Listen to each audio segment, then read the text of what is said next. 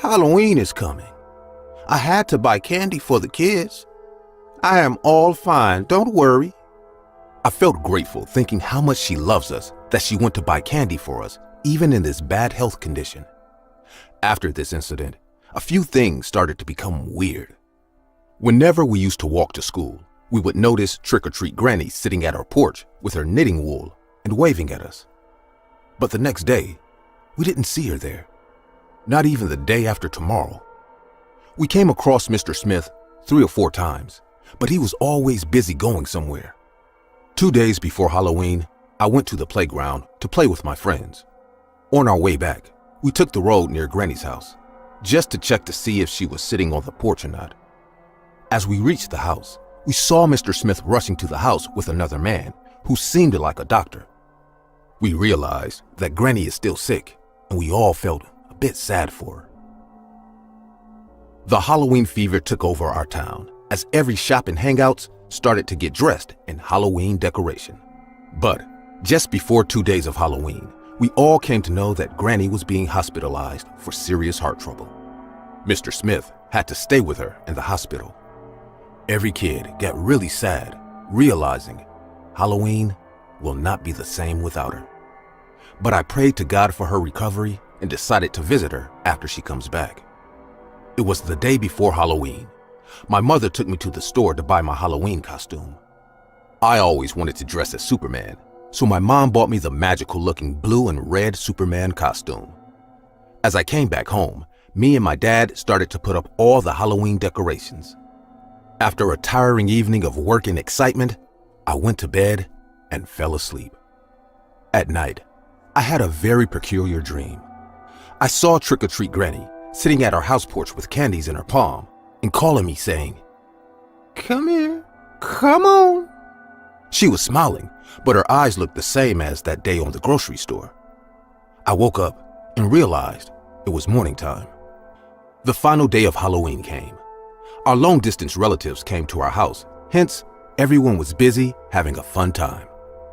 Being among all those people, I forgot about the dream. In the evening, my school friends came wearing their Halloween costumes. We were all looking funny. I got into my Superman costume and went out to collect candies with my friends. Every kid was busy collecting candies. My friends and I also went to the nearby houses and started collecting candies. The last house in our neighborhood was connected with our way to school. After collecting the candies from that house, my friends decided to head back home. I needed to pee badly, as I remembered drinking 2 cans of orange juice before leaving the house. I told my friend to start walking and that I will catch up eventually. Now, you can all understand peeing wearing a Superman costume was a tough job. I walked to the corner of the street and helped myself, which took me enough time. After finishing, when I looked up, I saw my friends were already gone. I lifted the candy bucket in my hand and decided to head home too. Just when I was about to turn, I noticed a flash of light coming from my right side. As the school road laid ahead on my right, I could see Granny's house in some distance. Being the only house near school, it wasn't that difficult to spot for anyone. What seemed strange to me was the house light was on. I knew there was no one in the house, then how come the room lights are on? I was a brave kid, hence, I thought to check it out. I was curious too. I walked towards the house, and as I reached the front door, I heard footsteps inside the house. I knocked on the door and said, "Anyone inside?" I thought it might be some stranger breaking into their house, but the response I got shocked me. I heard Trick-or-Treat Granny's voice. She said in a mellow voice, "Come on, I am waiting for you with candies." I was more than happy to know that she came back all well. I pushed the door open and entered the house. I have never been inside this house, so seeing it for the first time made me a bit shy. There was a couch on the dining in front of a TV set, and stairs were leading up to the second floor. I said in a loud voice, "Granny, where are you?" She muttered from upstairs, "Come up, kid. I am here." I walked up the stairs following her voice. As I kept walking, she kept talking. "I am waiting for so long. but no other kid came. Glad you came. I bought so many candies. Come and have it. As I reached upstairs, I saw a room at the end of the hallway. Pale yellow light was coming out from that room. I walked inside and saw Trick-or-Treat Granny laying on the bed, facing her back towards me. I could see that her body has become extremely lean, as if she has lost a huge amount of weight in just a few days. I guessed it was because of her sickness. She didn't turn towards me. Instead, lifted her long, lean arm, grabbing a handful of candies. Come to this side. I am not well. I can't move much, she said in a frail voice. I felt like her voice was coming from a long distance, though she was lying just in front of my eyes. She started to laugh in that voice, and I felt something was odd. A feeling rushed down my spine that suddenly told me I shouldn't be here. I told her, "You take a rest today. I will come back some other time. Also, it's late. I probably should go home now."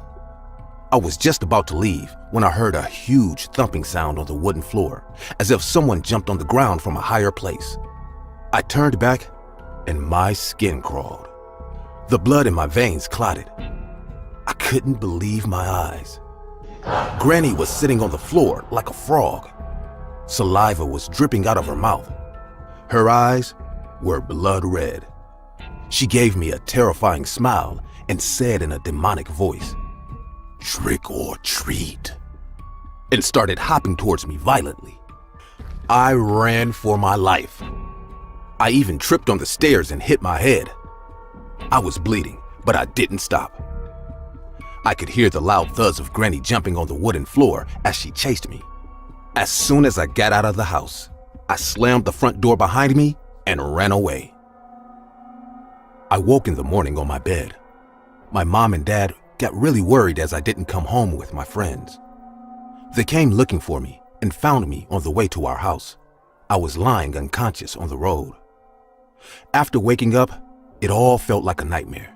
But when my mom asked me what happened, I told them everything. I saw the look on their face changing as I told them all the details. When I finished, my mom hugged me to her chest and started crying loudly. My dad didn't say a word and left the room quietly. My parents didn't give any reason behind this reaction until I grew up. I came to know that Trick-or-Treat Granny passed away on Halloween evening due to a heart attack. They heard from Mr. Smith that she was in a lot of pain when she died. Her tongue came out of her mouth with saliva dripping from it. Her eyes turned all red from the blood clotting under her pupils. I didn't talk for an hour after hearing this. I felt sorry for her, thinking how much pain she has to go through on her last days. But I will never be able to forget that horrible side of her. Till today, on Halloween nights, I feel scared that she might come to visit me again.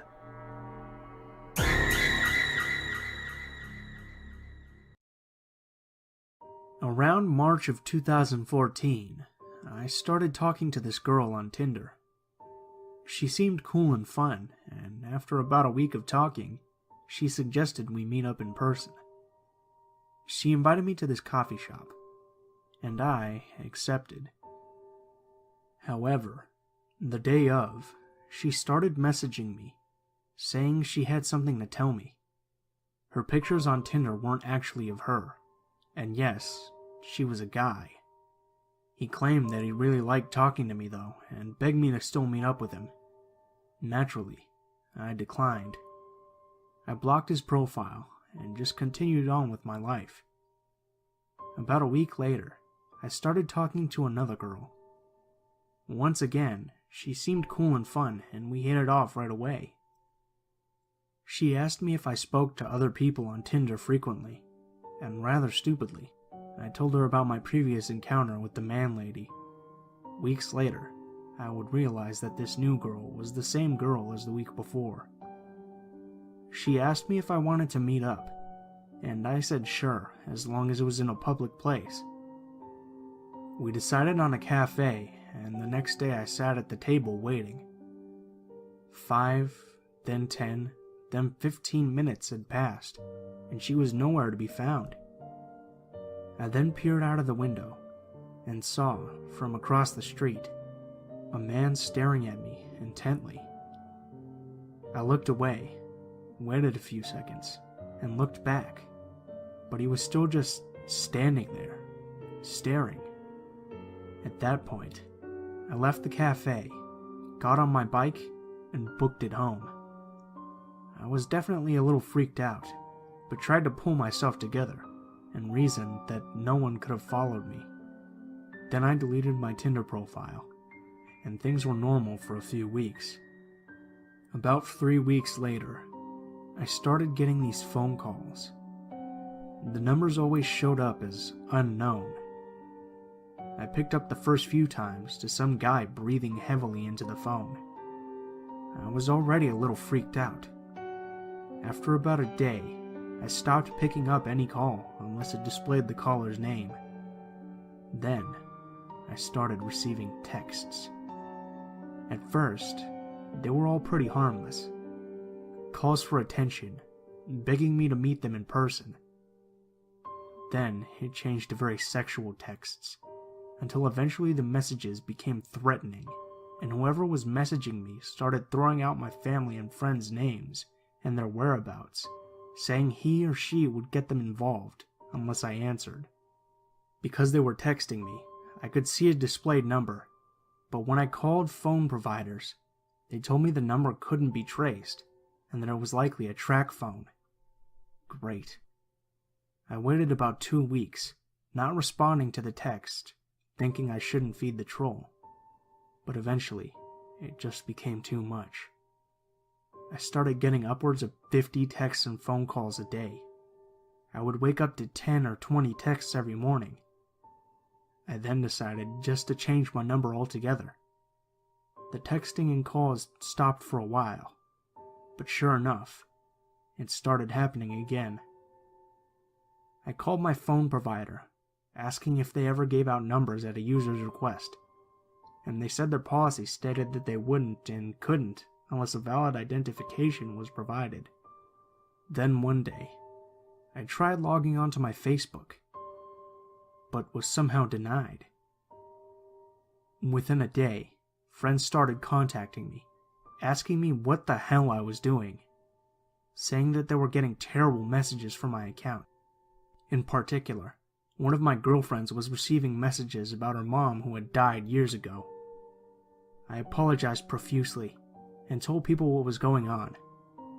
I contacted Facebook and explained the situation, and they helped me access my account again, at which point I had it deactivated for a while.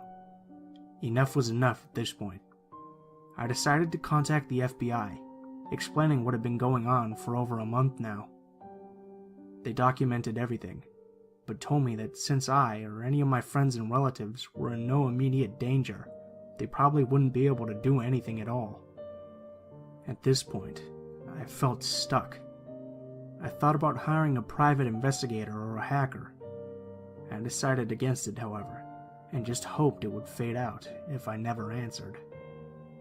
I left my Facebook deactivated and continued to ignore any texts and phone calls I received. I never had any trouble at home, but some of my closest friends received the occasional text as well, which freaked us all out. I hated that they got dragged into it too. One day, I came home and things felt very eerie.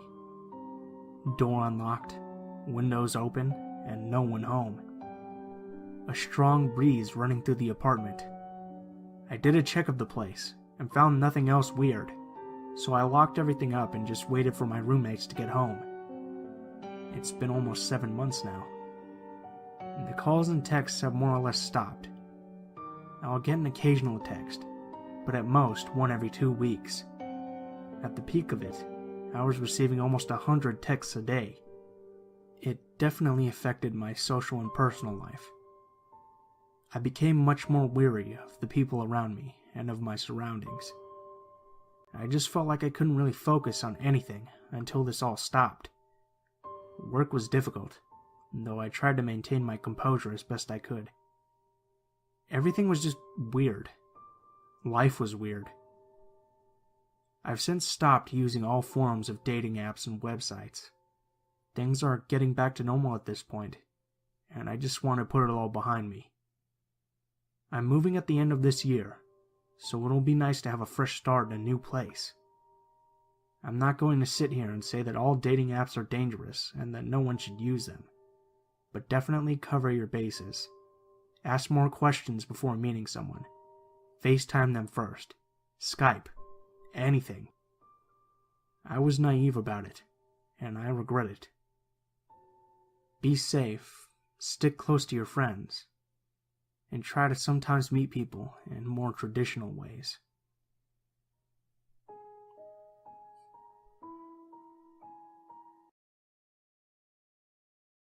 I started a tech job with an IP DT1 long-distance company. The company is no longer around, and honestly, I don't know how they stayed in business as long as they did. It was really a pyramid scam, but thankfully I was on the IT side of things, so I didn't have to sell anything. It was a small, typical tech support call center. The customers would call in, or Verizon, Quest, etc. would call in and say DT1 lines were down or outages. I was the only female on my team, having to prove myself and show that I can do anything my male counterparts could. It didn't take long, and the customers respected me for being able to handle things. After making my mark, I decided to take the 10-hour night shifts. I worked Wednesday through Saturday from 1 p.m. to 12 a.m., an hour lunch, and after 6 p.m., I was completely alone in the whole building. The rush to get out of the office by 6 p.m. was insane. I couldn't blame them, but I decided having 3 days off was better than 2. Like I said, I was by myself for most of the night. I would have to keep an eye on emails and make sure I answered calls. It was a very slow shift. I would get a lot of video game, reading, schoolwork, and writing done during this time, but sometimes I would just wander the building, walk around just to get away from my desk for a time. I would have the VoIP phone system connected to my cell phone so no calls would be missed. This allowed me to go get a soda, go get food, and so on. One time while I was up away from my desk, I was going down to the lunchroom to grab a soda. The vending machine was on the basement floor. The basement had a wall of windows and one set of security doors. Same for the main entrance, only there was one camera facing that door, but nothing else to really make you feel very safe. I didn't like going to the basement much because the back of the building faced an acre of dark woods. There was a walking path to the woods, but for some reason they didn't install lights for the walking path. Never really sure why that was, but it didn't help the creepy factor. Sometimes I would see animals run past, but other times I felt like someone was watching me. I always tried my best to make it fast when getting a soda or snack, but sometimes it didn't feel fast enough. So, one night I was making my way down to the basement of the building to get a soda. It was a slow, dragging night, and I needed a little caffeine for a pick-me-up. I counted my money as I walked to make sure I had enough to get in and out quick. But out of the corner of my eye, I saw something dart from the glass door back into the darkness. I stopped dead in my tracks and tried to scan the forest, but like I said, it was just blackness. I felt a bit of unease, and everything told me to turn my heels and go back to my desk. But it was 9 p.m., and I had a fair bit of time left on my shift before I could blow this popsicle stand. I tried shaking the feelings off and briskly walked over to the soda machine and made my selection. The soda dropped, and as I bent down to get it, I heard a loud ping noise. It was as if someone had hit the glass with something. I stood straight up and felt the hair on the back of my neck stand up. I slowly turned around and was scared to see someone out there. But as I made the full turn, I saw once again nothing but darkness. I thought this was a good time to book it back up to the main floor. I didn't bother with the elevator. I went to the stairs and ran up them. My heart was already racing from having to go down there in the first place, then the loud bang, and now running up 2 flights of stairs. Once I was back at my desk, I sunk down in my chair and tried to calm down. It was just one noise. I was in a building with locked doors and locked inner offices. I kept saying over and over again in my head that it was nothing.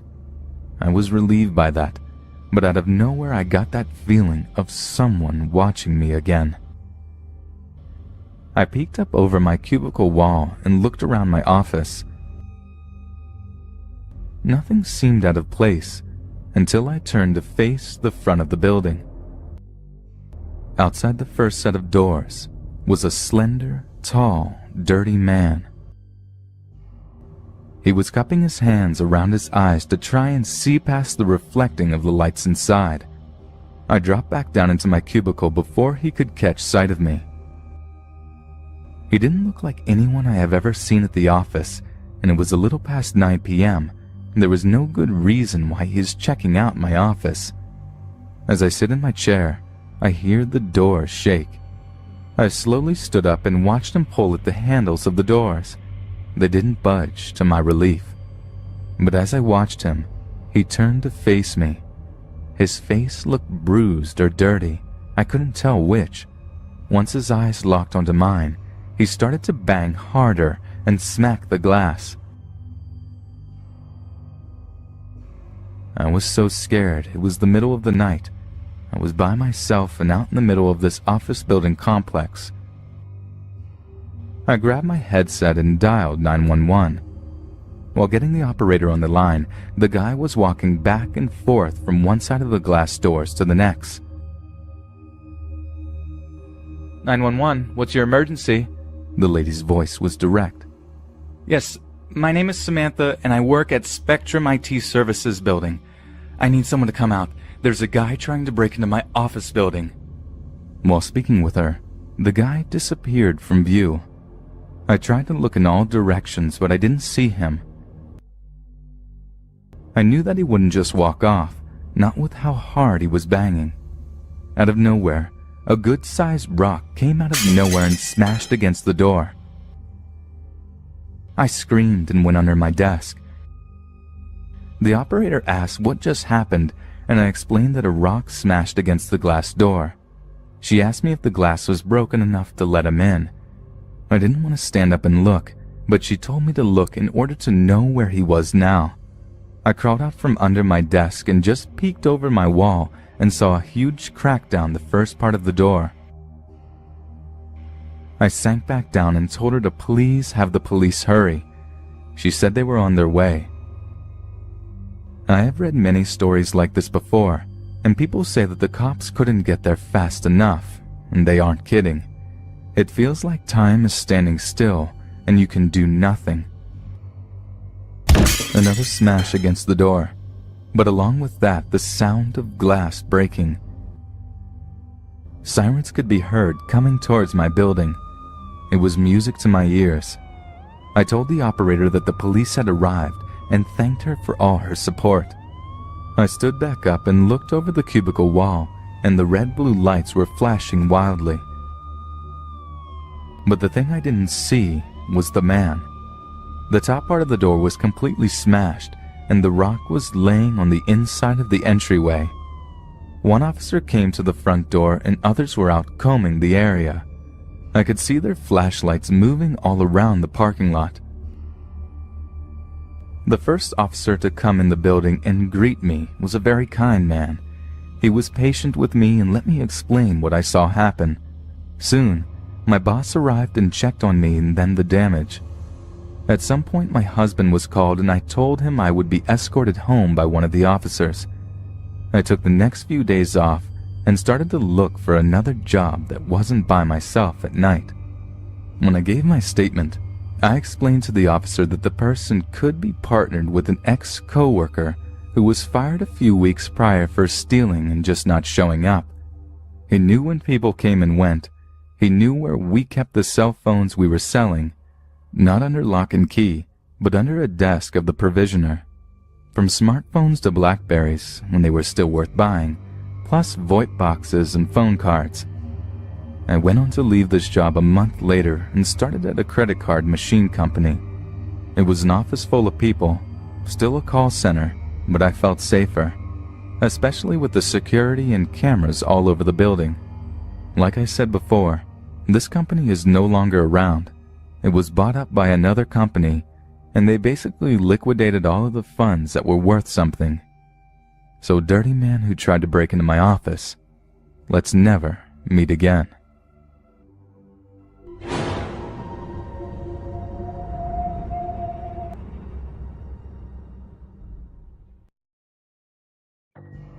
I'm searching for my sister until now. We lived in a small city in Houston, Texas. It was my parents, my younger brother and sister, and myself.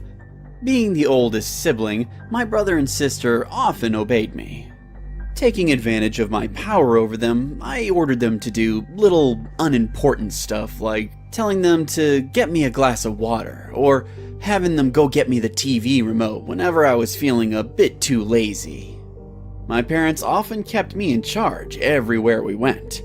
Living in a small city can give one memorable childhood moments, but can also leave someone with a scar for a lifetime. Halloween used to be that one special festival that made our town people go crazy. From wearing costumes to backyard barbecue parties, the entire evening made this day super special for every kid. For one night, we could all eat as many candies as we wanted, and our parents wouldn't tell us no. I was 12 years old, and my brother was 8, and my sister was 5. Being excited for this big upcoming Halloween event, we all went to the city mall and bought our costumes. Our dad took us to some various shops. The day was just a blast. When we got back home, the whole town gathered in the city park and started preparing for the festival. Some families arranged barbecue grills, some put up flags and colorful decorations. Our family made some carved pumpkin heads, and a family in our neighborhood arranged all the candles. After working for most of the evening, we all decided to take a break and agreed to finish the rest of the work by tomorrow afternoon, which was the day of Halloween. After coming back home, I had a quiet family dinner as everyone was tired after a long day. My mother tucked my brother and sister in, and then came and tucked me in after I settled down in my bed. The three of us slept in a big room. My brother and sister's bed were on the left side of the wall, while mine was on the right side, just beside the doorway. Though I picked on my brother and sister, I no doubt loved them and felt like protecting them. Thus, I chose to sleep beside the door, like a big brother. Being the youngest, my sister used to get scared easily in the dark. She sometimes woke up crying, saying she had a bad dream. I'd then go to her and caress her head for a bit to make her fall back asleep. And I would do this while telling her I loved her unconditionally.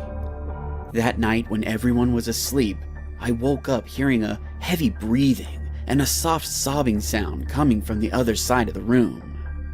I sat up in bed and rubbed my sleepy eyes to have a proper look around the room.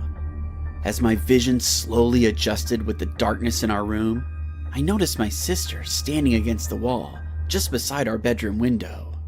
At first, I thought something came into the room from the window, but I saw that the window was still locked. My sister was breathing heavily and kept staring at me with her frightful eyes. I asked her, "What is it? Why are you out of bed? Is it a bad dream again?"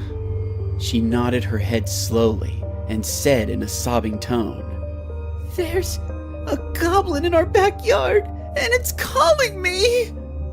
I got spooked at first, but then decided to go to the window and check it out myself. What if it's a burglar or someone with bad intentions? Then I might have to tell Dad. I gathered all the courage I had and went up to the window. My sister clasped my hand with her little palm and kept shaking her head, gesturing no. I calmed her down and made her sit on her bed, and then walked over to the window. I saw a small kid wearing a goblin costume, and they were standing in the middle of our backyard, looking straight at this window. At first, I heaved a sigh of relief, as it wasn't actually a burglar. Then I opened the window and said, "Hey, it's too late. You need to go to sleep, otherwise you'll miss the city park celebration tomorrow." My voice was a bit loud, so my dad came back to check on why we were still awake. But when I looked back after explaining everything to him, the kid was gone. I shrugged it off as a small, nothing to worry about incident and went back to sleep. The next day, everyone was running around the entire city. The festival mode hit, and I forgot about all the stuff from last night. Around 5 p.m., after my dad got back home from working at the city park, we all started on our Halloween get-ups. I was dressed as Pinocchio, wearing a fake pointy long nose made from ice cream cones by my mom. My brother and sister dressed as the Shining Sisters, which pissed my brother off as he had to dress like a girl. But after my dad handed us our buckets to collect candy, we all cheered up. When we came out of the house, every little kid in town was dressed as some spooky Halloween character and were wandering around the streets and houses asking for trick-or-treats. I went to our neighbor's house with my brother and sister, and our candy hunting mission began. After collecting buckets full of candy, we decided to go see the fireworks while eating the candy that we just got. The park was filled with kids and their parents. The three of us sat down under a tree and started having a fun time. Suddenly, I saw my sister looking to her right side, and she started breathing heavily again, just like last night. As I followed her eyes, I saw that same goblin kid from last night about 15 feet away from us. I looked back at my sister and said, "Hey, don't be scared. That's just another kid in a Halloween costume just like us." My sister believed me and she calmed down. I waved, looking at the kid, and the kid waved back to us. The kid started to wave us over with his hand while standing there silently.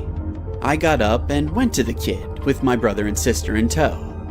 I looked at him and said, "Well, hi, where do you live?" The kid didn't say a word, and only his goblin mask kept smirking at us. It felt a bit unusual now, so I said, "Hey, can't you talk?" But suddenly, the kid did something completely unexpected. He snatched my little brother's candy bucket and started running in the opposite direction. I realized this was a little mean kid, so I kept chasing after him. Seeing me running after him, my brother and sister also started running with me. The goblin kid ran straight to a minivan parked under a dark bushy tree, far away from the crowded park. Just as I was about to grab his shoulder, he elbowed me in the eye so hard that I fell and hit the ground really hard. Suddenly, the minivan's back door opened up and two guys in entirely black attire grabbed my brother and sister and pulled them inside. I rose up to stop them, but someone already started the minivan and closed one door, taking my sister inside. While the other guy tried to pull my brother inside, I shouted, "Leave my brother alone! Let my sister go!" I heard the guy yelling to the driver to slow down the car, saying, "Oh, this one's not a girl, it's her brother! Ah, damn it! Stupid Halloween costumes!" The minivan slowed up a bit, and that devilish man threw my brother onto the road. Even though the van was going slow, my brother still scratched up his arms and knees. He even got a bump on his head from hitting a rock on the road. I quickly grabbed him and ran towards the van, shouting for help. But due to the entire area being secluded and everyone so busy celebrating at the park, no one was there to hear my cry. The van started to pick up speed, and that goblin kid leaned to close the other door. Just when he was about to do so, he removed his mask. And I saw it was just this bearded, ugly-looking man. It was probably a dwarf. He started laughing at me in a squeaky voice, and he started to wave goodbye at me as the van disappeared into the darkness. My parents and I are still hopeful that my sister is alive somewhere in this world. My parents still live in the same city, waiting for her to come back one day. I moved to California with my brother, and we filed cases to every police station possible. We kept creating search campaigns for my sister, using every social media platform we could. My brother and I never celebrated a festival again. Not after she was kidnapped by that horrible bunch of thugs. I'm sure that dwarf man must have followed and spotted my sister on the night before Halloween, and then they planned everything out ahead of time for the next day. I'm still so angry at myself for not taking this matter to my parents in the first place, and for chasing a stranger with my little brother and sister, instead of going to my parents for help. I pray to God every day, asking no harm to come to my little sister.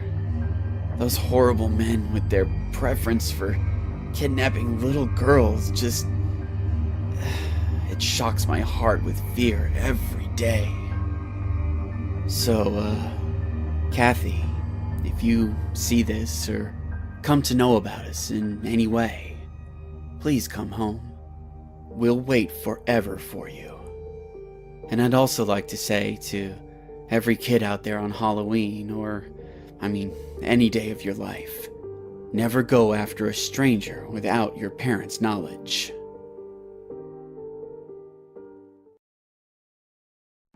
This happened to me back in the summer of 2018. Just thinking about it now still gives me chills to this day when I consider what could have happened to me that night. I'll start by giving a little backstory. I'm a 24-year-old male who lives in Minnesota. I was staying with a friend who lives in Chicago. We've been friends since sophomore year in college, so I was really looking forward to catching up with him since our departure after graduation.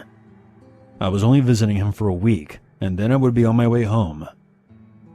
During the evening, my friend, who we'll call Steven, and his mother went out to go get food, and I decided to stay behind for the simple fact that I just wanted to get settled in for the night. However, the house became extremely hot, so that's when I decided to get out of the house and go walk around the neighborhood. Now, something that you should know about me at this point is that I'm a frequent walker, especially at night. It really calms my nerves whenever I'm on edge, or when I just need to get away for a while. I'm a really antisocial guy in a way. After about 10 minutes of walking, I came across the neighborhood park, and just to kill some time, I decided to go explore it. This park was massive. There was a baseball field enclosed by a walking trail that went on for about a mile, and there was also a small basketball court. In the distance, I could also see a small playground area for children, along with a dimly lit bathroom that you would typically see at any community park. The creepiest part was the trees that surrounded the area. Even though it was a park, it kind of put you in the state of mind that you were standing in the middle of a forest preserve. I didn't have any fears about walking around this park at night, because Steven always assured me that his neighborhood was safe for the most part. "Nothing ever happens here," he would always say. But he was mistaken. I decided to keep walking, and I eventually came across a small park bench, so I decided to sit down and enjoy the night breeze for a little bit. I was at peace when I suddenly heard a rustling noise coming from the nearby trees. I quickly turned around, and there was nothing there. Might have been the wind, a bird, or maybe a squirrel, I thought. After about 5 minutes of relaxing, I pull out my phone to see a text from Steven. It read, "Hey, we just got back. Where are you?" I was about to respond when I looked up to see a car pull in near the playground a few yards away from where I was sitting. This was pretty odd, seeing how it was about 9:30 p.m. But I didn't know much about this area, so I dismissed it as being completely normal. A few minutes go by, and I thought that someone would exit the car, but they didn't. It was at this point that I started to feel a little on edge. The headlights were irritating me, so I got up and started walking back to Steven's house. I texted him saying, "I'm on my way back from the park." In that moment, I heard a car door slam behind me, and I looked back to see a very large man. He was standing in front of his car, and it looked like he was staring right at me. Now keep in mind, it was pretty dark at this point, so I can't really describe any of his facial features. I began walking again, picking up my pace and looking behind me every few seconds. The man was now following me, and I was growing paranoid. I don't want to die tonight, I thought to myself. Suddenly I noticed out of the corner of my eye, 2 men emerged from the trees in the darkness. I was almost at the entrance of the playground when I heard, "Hey sexy, come here a minute. You want to have some fun tonight?" I was scared shitless at this point.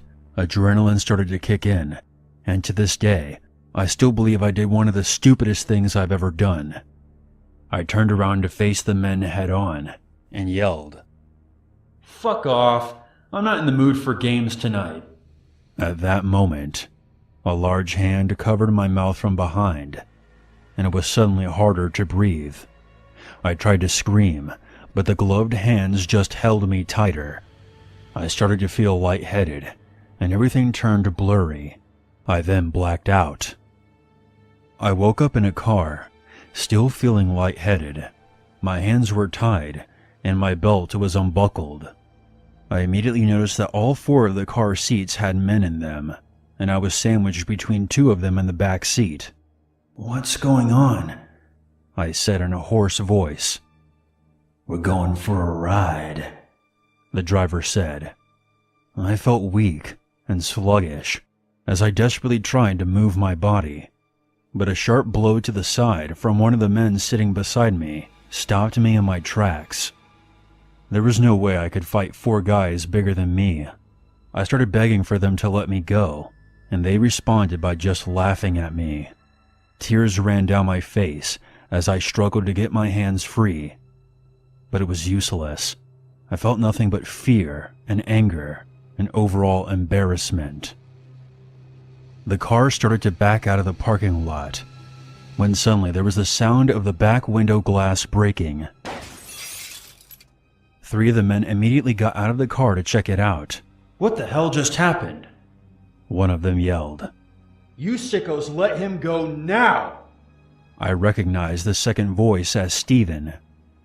With the car doors open, I took the opportunity to escape. Desperately stumbling onto the pavement, I looked up to see Steven holding a rock in one hand and a tree branch in the other. "I already called the police on you fuckers," he said. I started to gather my strength and joined my friend in the standoff. We were outnumbered, but I wasn't going to let him fight these men on his own. He was like a brother to me, and where I come from, you protect your family. In the distance, we heard the sound of sirens. The men quickly hopped back in the vehicle and booked it out of there fast. I immediately noticed the car didn't have any license plate. I'll skip through the police details, because it was just the usual. They took my statement and told me that they would let me know if anything happens. The week passed without further incident. The day that I was getting ready to go back to Minnesota, I was trying to block out everything that happened as best as I could, when Steven said, "You could have been Michael." "Who's Michael?" I asked. He then told me that when he was in middle school, he had a friend named Michael. They used to play together all the time at that playground. One day a stranger approached them. The man claimed to be a friend of Michael's dad. To make a long story short, he never saw that man or his friend Michael ever again. Last night, I was watching That 70s Show reruns, eyes heavy and mind in a daze. I was starting to fall asleep when I woke to what I thought was a loud by the patio door. The chocolate chip cookie I was halfway through slid off my hand, somersaulting down my torso as this noise brought me to an awakening twitch. Just an animal, I thought, with the house settling. Eric Foreman is so goofy. Donna is way out of his league. Eric is lucky. I like this show. Back to sleep. This time from the ceiling. I shrieked. What the hell is that?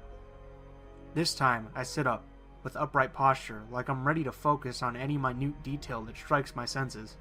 I turn the kitchen light on, just out of a general state of fear, without really any concern about anything being in the kitchen. I check the back deck from the thump from before. That's super weird, I think. Nothing else happens, so I start to relax some. I'm not really worried at this point, but a little on edge. I'm a college student, spending the summer at home with my parents, working in downtown DC.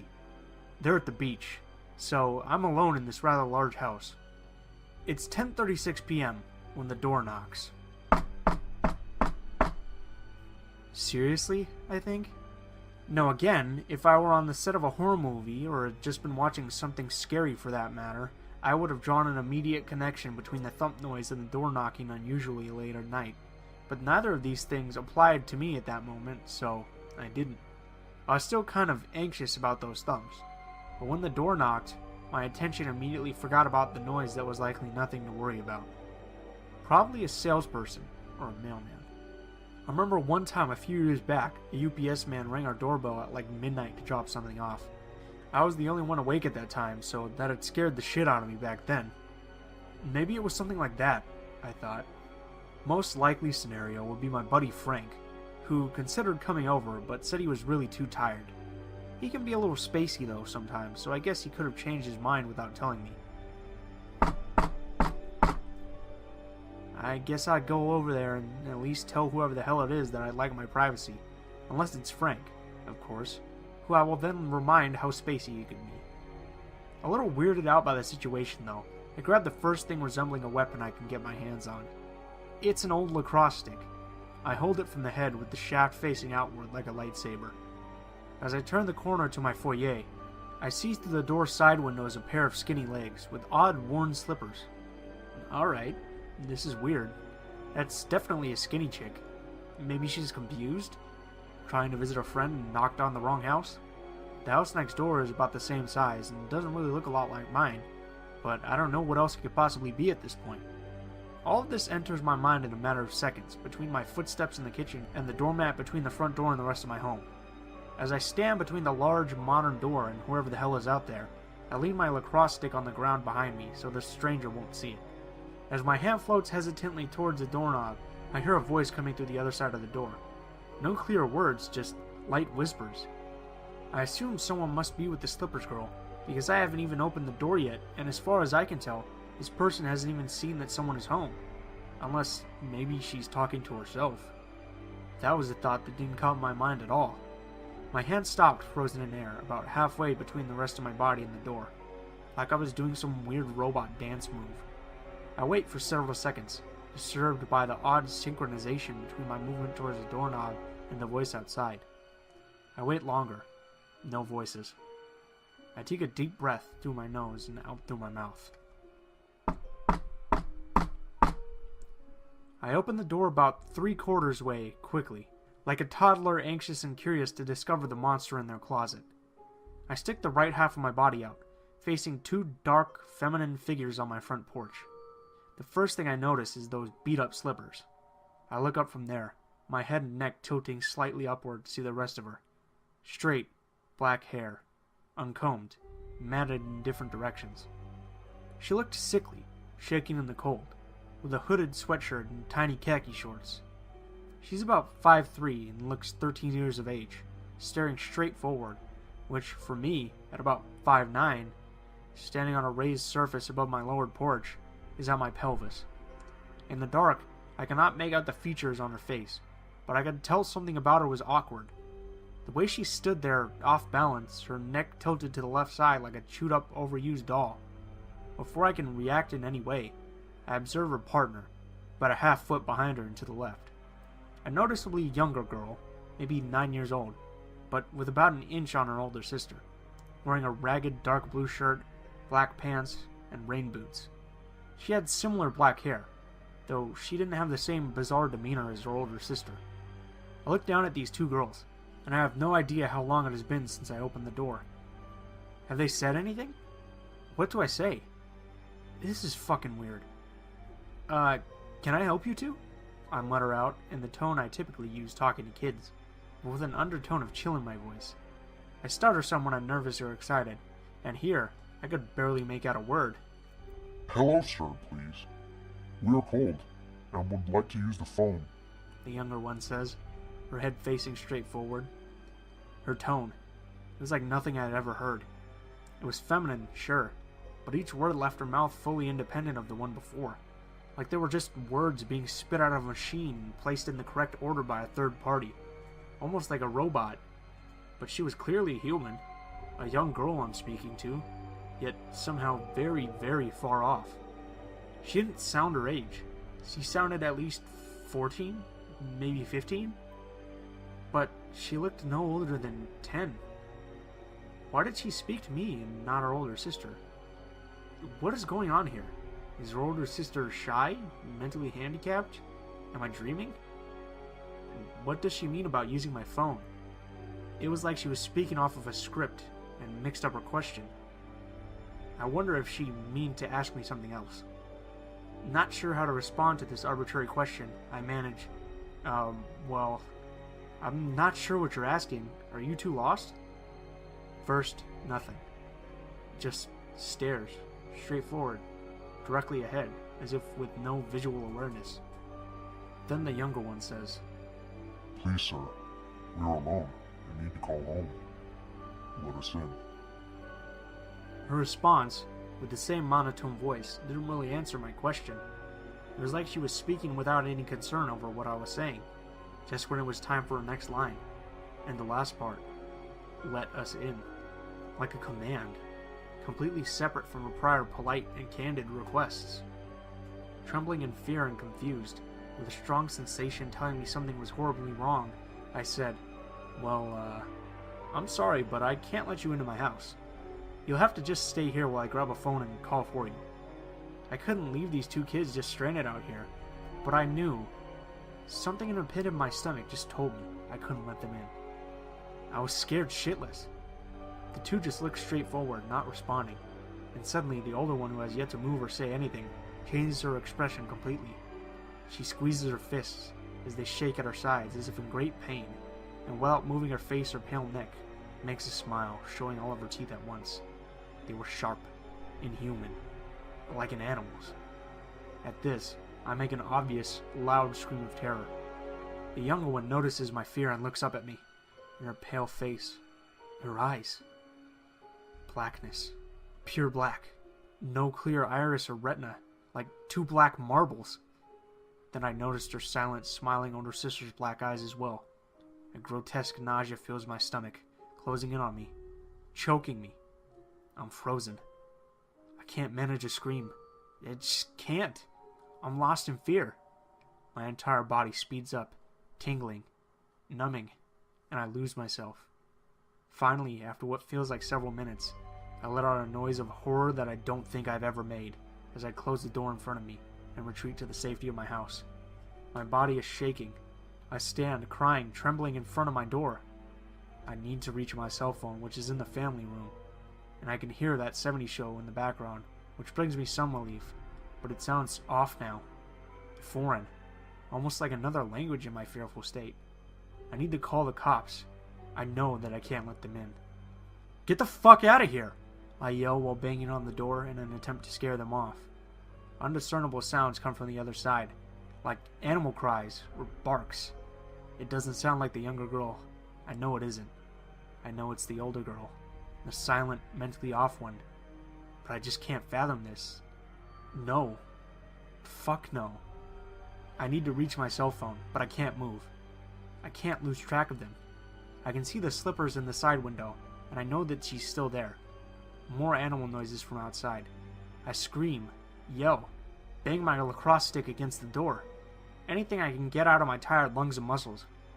I felt like I was being attacked by a grizzly bear. I was in full-on survival mode, doing all I could to scare them away, but any noise I made was matched by the older girl with her disturbing barks and screams that to this day haunt my dreams. Then from the other side of the door, I hear a muffled, We just want to call our mother. from the young girl. Please, we are scared and alone. Let us in. Let us in. That last part, let us in, is the same cadence twice over, like a recording. Please let us in, like a chant. Let us in. Let us in. Let us in. The younger girl continues, each demand louder and more assertive than the one before, as the older girl's noises match her demands. I wait for any sign of safety, and this horrible nightmare coming to an end. I continue screaming at them, until finally it stops. The noises, the chanting, gone. The slippers are gone. I look out my window, sprinting legs. The other girl running the speed of a male track star, but with her legs twisting over each other like a circus freak. This is so fucked up, I think to myself. I see her trail off, catching up with her younger sister, who must have given the orders to leave while she stayed for a minute or two, barking, screeching, and yelping like a Neanderthal. I watch as the older sister finds her younger sister, waiting on the other side of the road. They stand there, not looking back at my house, just staring straight ahead, the other way, like they were waiting for something. Someone. And suddenly, a large figure walks towards them. Long legs and arms, and lanky, inhuman features.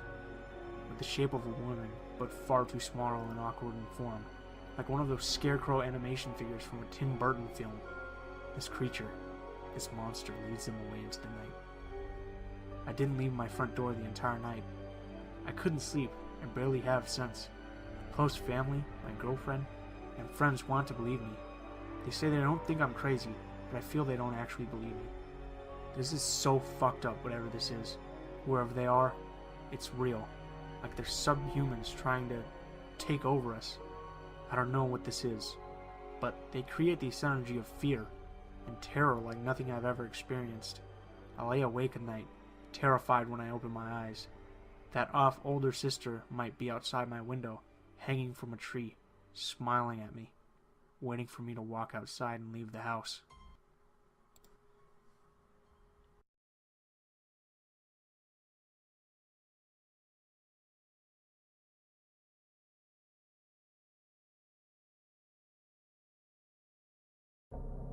I had 3 really good friends, and their names were Kevin, Ryan, and Tommy. Every summer our parents would take us on a vacation. We always stayed in a remote cabin in the forest of Minnesota. The cabin was located on a large island in the middle of Lake Vermilion. Eventually, when we were old enough, our parents let us go to the cabin on our own for the first time. When we got there, we parked the car on the gravel road beside the lake. Then we had to take a boat across the lake, about half a mile to reach the cabin. There were a few other cabins on the island, but they were all at least half a mile away. The cabin was quite small and only had a kitchen, a bathroom, and 2 bedrooms. At night, it was pitch black. There were no street lights for miles, and the only light came from the moon. There were no curtains on the windows, so when you were sleeping at night, you could see the moon shining down on the trees and the lake outside. On the 3rd night of our trip, we set up a campfire by the edge of the lake. The moon was full and the pale white glow was shimmering across the lake. We were gazing up at the stars when all of a sudden we heard a splashing sound, as if something was moving about in the water. Ryan suddenly stood up and pointed, saying, "What the hell is that?" We all looked in the direction he was pointing, peering into the darkness. After a while, I could make out he was pointing at. I'll never forget the feeling of terror that came over me. The hair on the back of my neck stood up, and goosebumps appeared on my arms. I was paralyzed in fear. Out in the middle of the lake, there was a woman's head. It was just floating there on the surface of the water, staring directly at us. She had pale white skin and long black hair. Her hair was matted to her face. The rest of her was submerged or not even there. We tried to tell ourselves that it was just a loon. They are black and white birds that hunt at night, diving deep into the water. It didn't look like a loon, but that's what we tried to convince ourselves it was. We threw some more wood on the fire and tried to forget about it, but it still gave me the creeps. About an hour later, I had to go to the toilet, so I walked down to the edge of the dock and peed into the lake. Looking out over the moonlit lake, I noticed the thing was still there, but now it was much closer. It still looked like the woman's head, and it still seemed to be staring right at me. Its face was still extremely pale, as if it hadn't been out in the sun for years, and I could easily make out some facial features, the eyes and the nose. A feeling of incredible unease came over me as I realized it couldn't be a loon. There was no way a loon could just tread water for that long. There were no ripples around it either. It wasn't moving at all. It was just standing there, stiff as a board, submerged in the water. I immediately zipped up my pants and ran back up to the dock to where my friends were, sitting around the campfire. I told them what I'd seen, but none of them dared to go down to the dock to take a closer look. We tried to tell ourselves it was just a log or a tree branch, just floating out in the water. I could tell everyone else felt uneasy too. None of us really believed that. We went back into the cabin and we shut the door, locking it behind us. It was very late and we just needed sleep. None of us mentioned a thing in the lake. We were all trying to avoid talking about it, honestly. There were no curtains on the windows, and I was getting ready for bed. I couldn't help but taking one last look. Peering out of the window, I could see the lake clearly, illuminated by the full moon. But the thing wasn't there anymore. It had completely vanished. I let out a sigh of relief, thinking it was a log that just floated away, or else it sank below the surface. Or perhaps it had been a loon, and it finally flown away. It was very hot that night, and we had to sleep with the windows open. My friend Tommy and I slept in one bedroom, and my two other friends slept in the other. We left our bedroom doors open. I was finding it hard to sleep, very, very hard. It was the middle of the summer and there wasn't even a slight breeze. The heat was stifling. As I lay there, I thought I could hear someone walking around outside the cabin. I kept my eyes tightly shut and tried to tell myself it was just my imagination. It sounded like someone with bare, wet feet, pacing back and forth. I was trembling with fear, but I felt so weak I couldn't move. The footsteps, they sounded like they were walking up the steps to the cabin door. I wanted to shout out to my friends, but I was frozen in terror. Then the footsteps turned around and sounded like they were running down the steps and toward the lake. After a while, the footsteps faded away, and there was only silence. I reached over and shook my friend Tommy. He was already awake and he claimed he had heard the footsteps as well. Just then, I was startled to see Ryan coming running into our room. When he stepped into the moonlight, I could see his face and the expression on it was very, very disturbing. He told us we need to leave. I asked why. What did you hear? He said, let's just go. He insisted. Let's get to the boat and it's time to go. He wouldn't answer. He just ran back into his room. We followed him and found Kevin sitting on his bed, already packing up his things.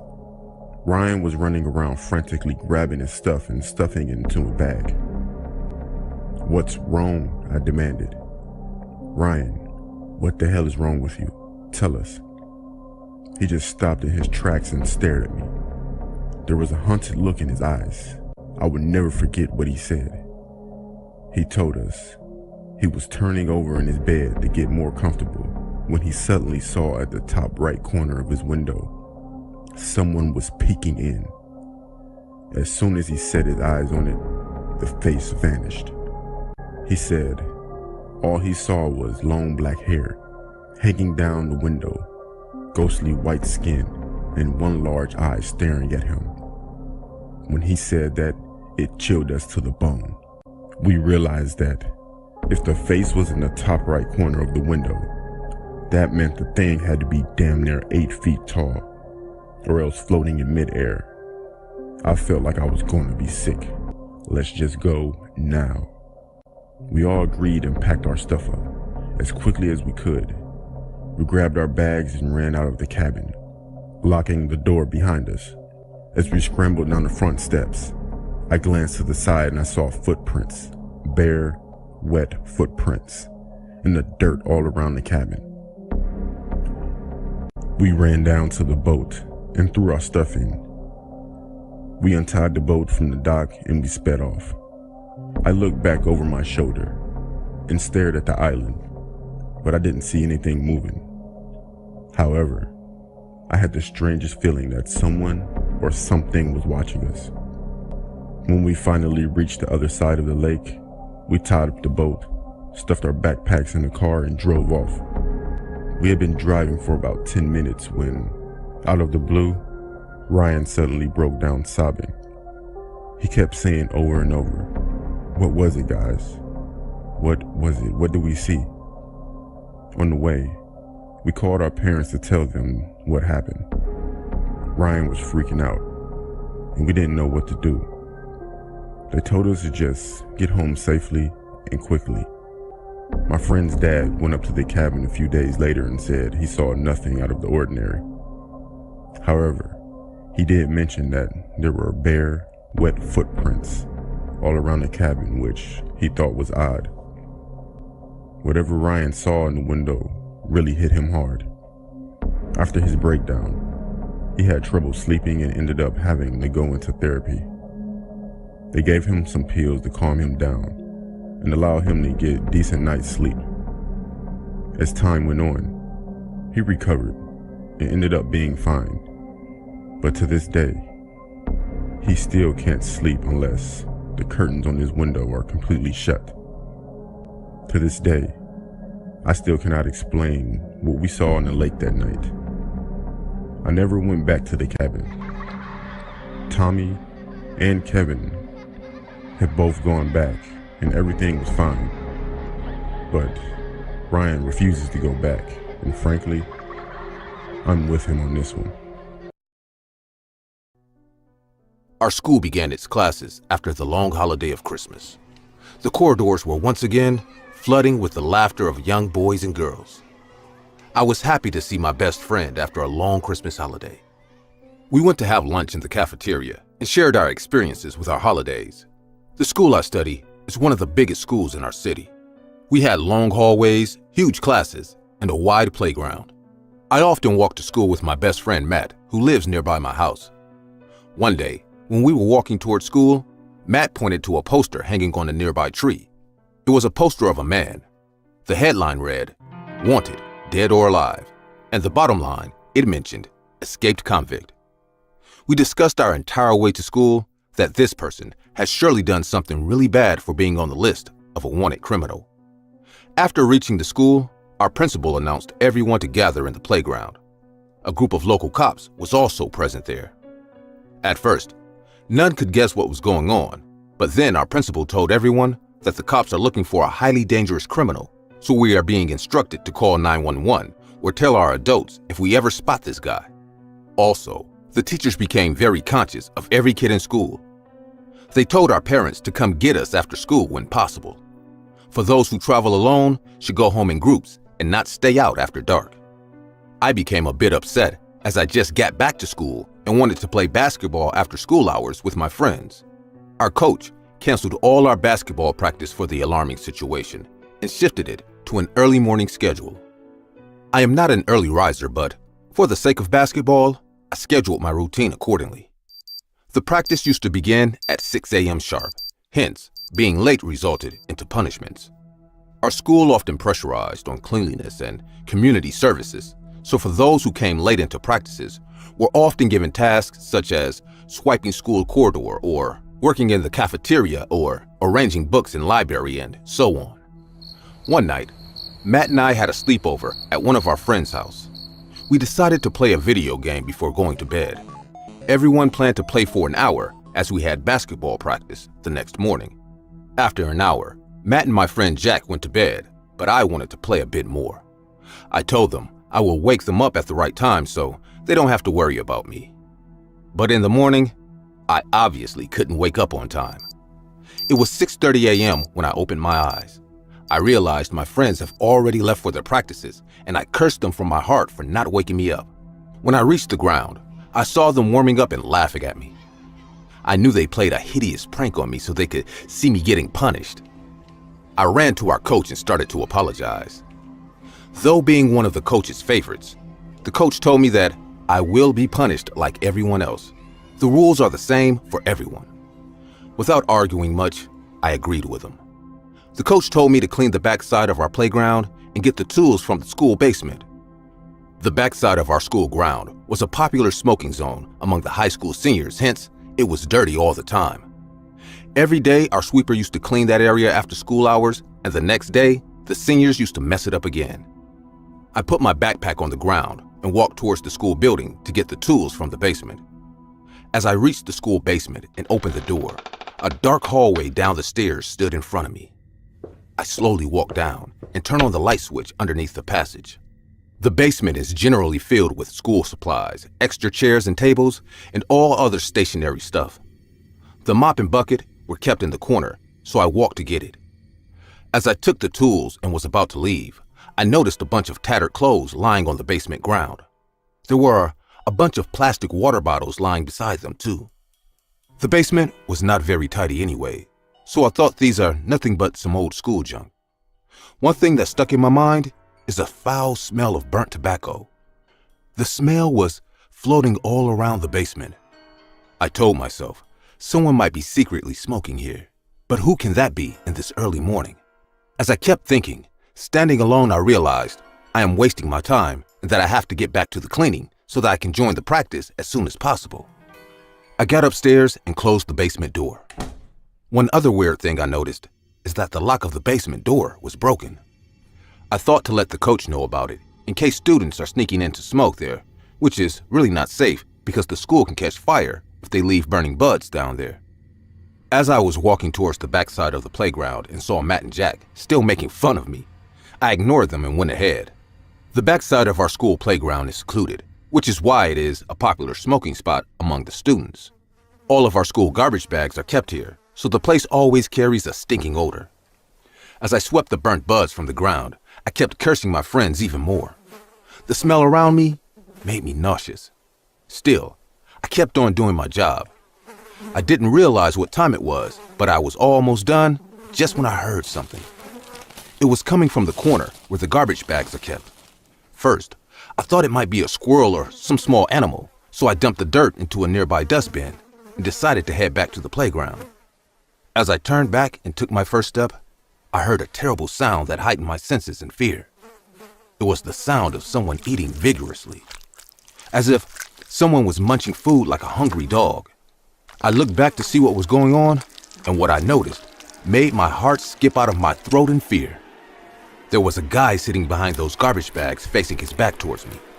He was eating the rotten leftovers from the cafeteria from those garbage bags. I could see white worms crawling down his elbow as he put his hand inside those bags to take out those rotten foods. I know I should have been smart and ran to tell the coach about this guy, but I made a really dumb move. I called out to the guy and said in a broken voice, Hey, are you all right? You shouldn't be here." The guy suddenly stopped and looked back at me. I never knew what hell looks like, but when he looked at me, I felt what hell is. His eyes were red and white worms were hanging from his mouth. He was chomping a bad piece of half-eaten burger.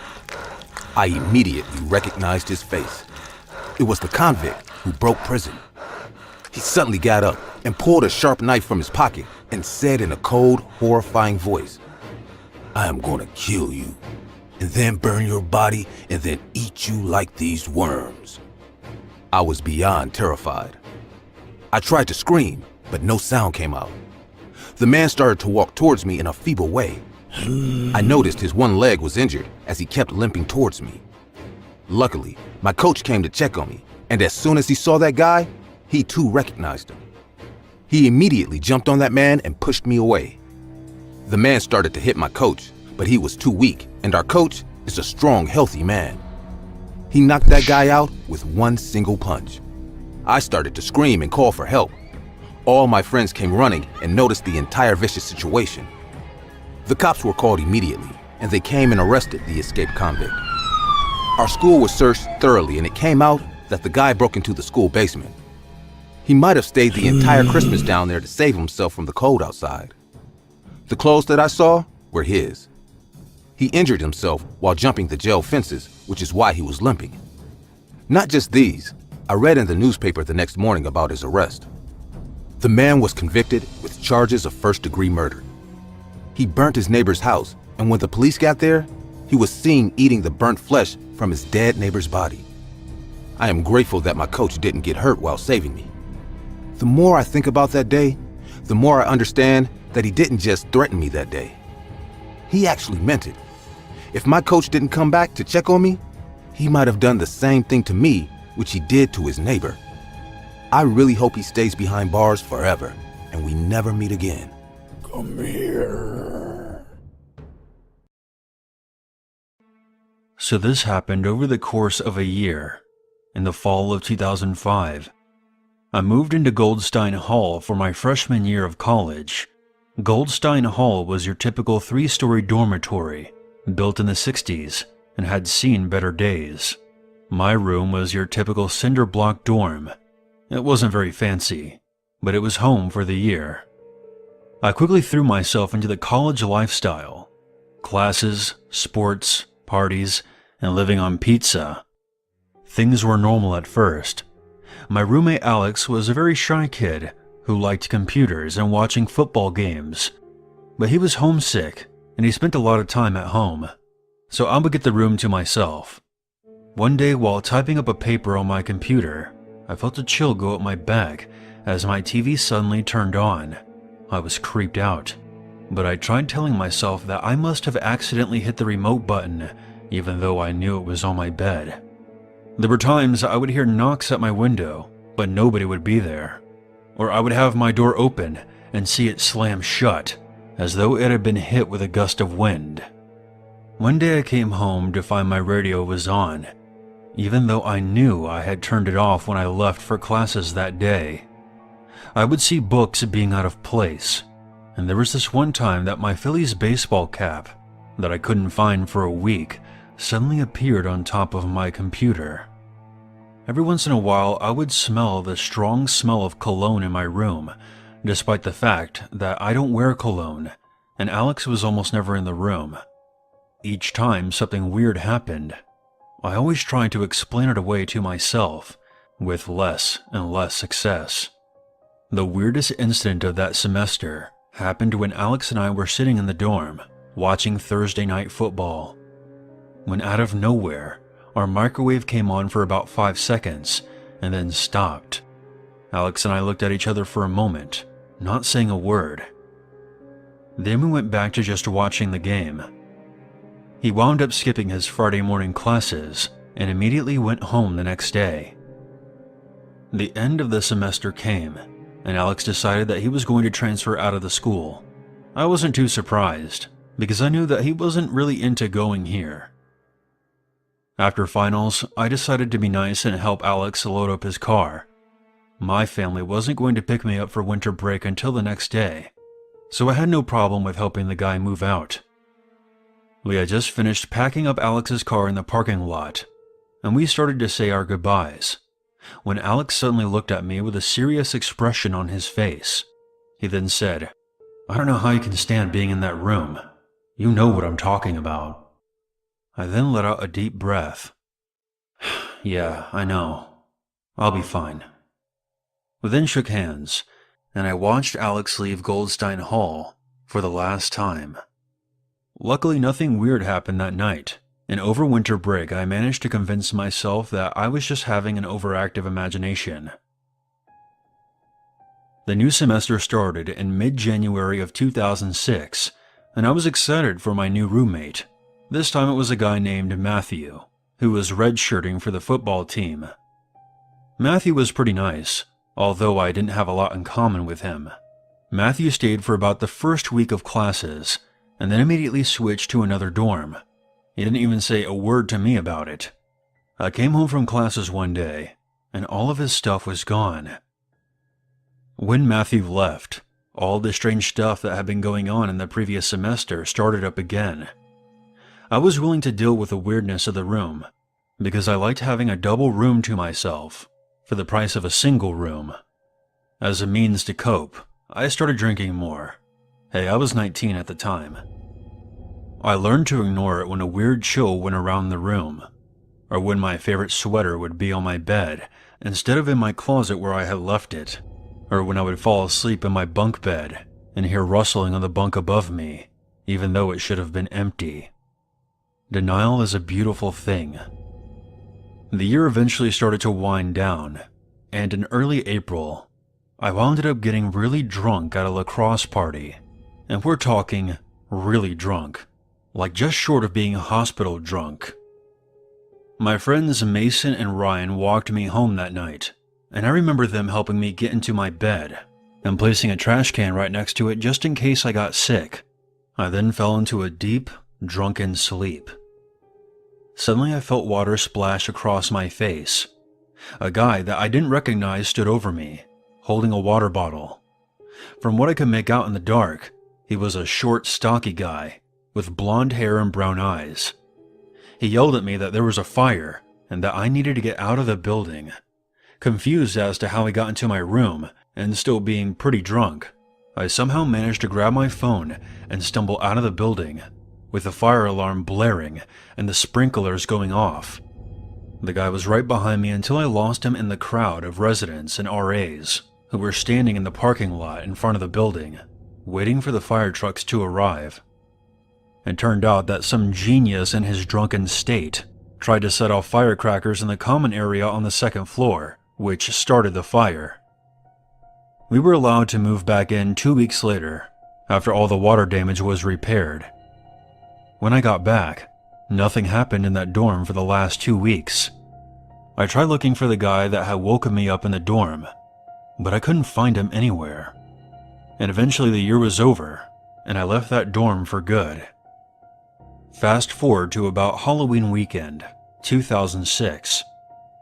I moved back home and switched to commuting to school because frankly, I had had enough of the dorm life experience. I made friends with a kid in my drama class named John. John was your typical theater nerd, and we got along pretty well.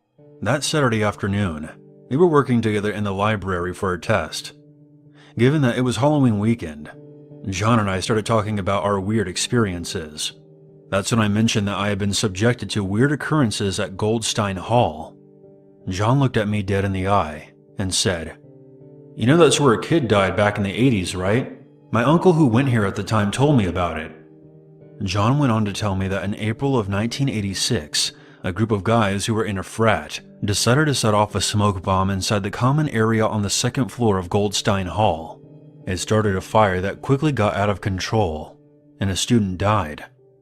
He was found in his dorm on the first floor, apparently dying of smoke inhalation while trying to escape. Naturally, the story spooked me, and feeling immensely curious, I asked John if he wanted to look up the yearbook archives that were in the library. He agreed, and we were able to find the 1986 yearbook. I thumbed through the yearbook, and then froze when I found what I knew I was going to find. There was a memorial page to the fire victim, Kevin W. Anderson, born August 15th, 1967, and died April 6th, 1986. The smiling photo of Kevin looked exactly like the guy who had woken me up in my dorm the night of the fire.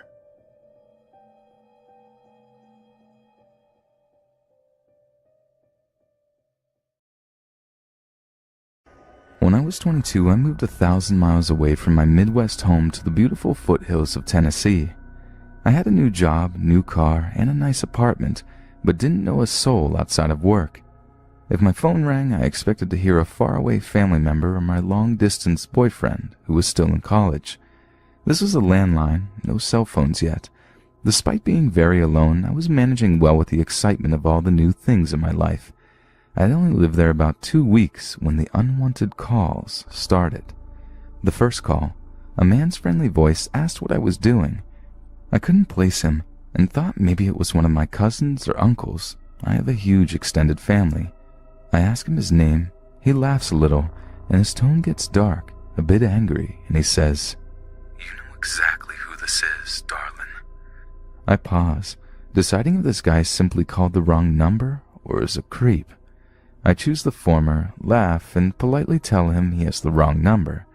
He then recites my brand new, unlisted, unpublished phone number and my name. What the fuck, I thought. An intense chill races through me.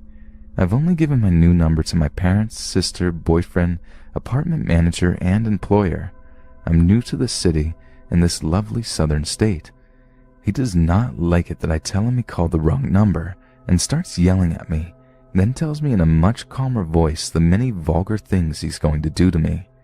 I hang up and brush it off. He calls again around 1 a.m. I tell him to screw himself and hang up. He keeps calling, so I unplug the phone and return to sleep. However, as days go by, the calls continue and escalate. He starts mentioning personal things about me, said he liked the white quilt on my bed, knew what was in my fridge, that he's allergic to cats, I had one, and then asked me if I was in love with Mary. As I listened to his words, I was standing in my kitchen looking at the calendar taped to the fridge. It had Mary written in pink on the 17th with a heart around it, because Mary is my sister and the 17th is her birthday. I started shaking and crying, because suddenly I realized this creep has been in my apartment. I was alone, with no friends or family to run to for the night. It was me versus a creepy mystery man. I didn't sleep much that night. Early the next morning, I talked to the apartment complex manager before heading to work, telling her what had happened and that I want the locks changed that day. She gets a weird look on her face, and after a long pause, says she knows who's been in my apartment and that it won't happen again. What? I thought to myself. It turns out she had a creepy, rapey maintenance guy who noticed a young woman moving into an apartment alone and that I was his new pet. She had the locks changed immediately and promised that she would personally keep the other key. Although the calls stopped, I was paranoid for a year as I came and went from my apartment because I never even knew what this guy looked like. I moved out the moment my lease was up. Only after thinking about it years later did I realize that her weird expression likely meant that it had happened before. Plus, she didn't even fire him. I regret not calling the cops. I was young and naive.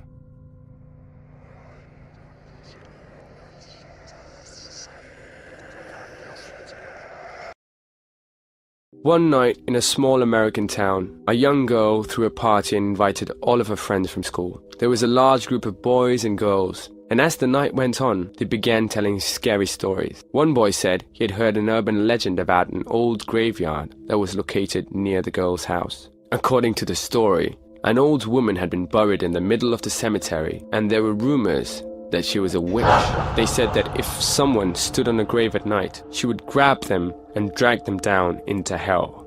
"I would never go near that graveyard after dark," another boy said. "You're all a bunch of morons," laughed the girl who owned the house. "It's just a silly superstition. I can't believe you take it seriously." The boy who had told the story turned to her and sneered. "It's all very well to be brave when you're safe and warm in your own house. I think you'd have a different attitude if you actually went down to the graveyard." "It wouldn't make a difference," replied the girl haughtily. "Okay, then prove it," said the boy. "We'll all go down to the cemetery and wait outside while you go in and stand on the old witch's grave." "A grave doesn't scare me," said the girl. "I'll do it right now." "You'll have to prove you really did it," said the boy. "Otherwise, you might chicken out." He took a knife from the kitchen drawer and handed it to her. "Stick this knife in the grave," he said. "Then we'll know you were there for sure." The group of kids set out for the graveyard, and when they reached the old iron gates, they gathered in a circle. All of them stared at the girl. She tried to pretend she wasn't scared, and she hoped that they didn't see her shivering in fear. With the knife clutched tightly in her hand, the girl walked through the old iron gateway and made her way through the darkened graveyard. In the moonlight, the tombstones and the trees cast strange and unnerving shadows. Eventually, she came to the old woman's grave. "There is nothing to be scared of," the girl told herself. "It's just a stupid story." Crouching in front of the headstone, she whispered, "I'm not afraid of you." Then, she raised the knife above her head and thrust it into the earth. "Take that, you old witch," she chuckled. The girl was about to turn and leave when she felt something holding her back. She couldn't move. Something was tugging on the hem of her dress and dragging her down. She was filled with terror and flew into a panic. "Help!" she cried. "She's got me! She's got me!" When she didn't come back, her friends began to get worried. After a while, they cautiously entered the graveyard to look for her. They found her sprawled across the old woman's grave. She was dead, and her face was frozen in a silent scream. Without realizing it, she had plunged the knife through the skirt and had pinned herself to the ground. That was what had been holding her. The poor girl had been so terrified that her heart gave in, and she died of fright.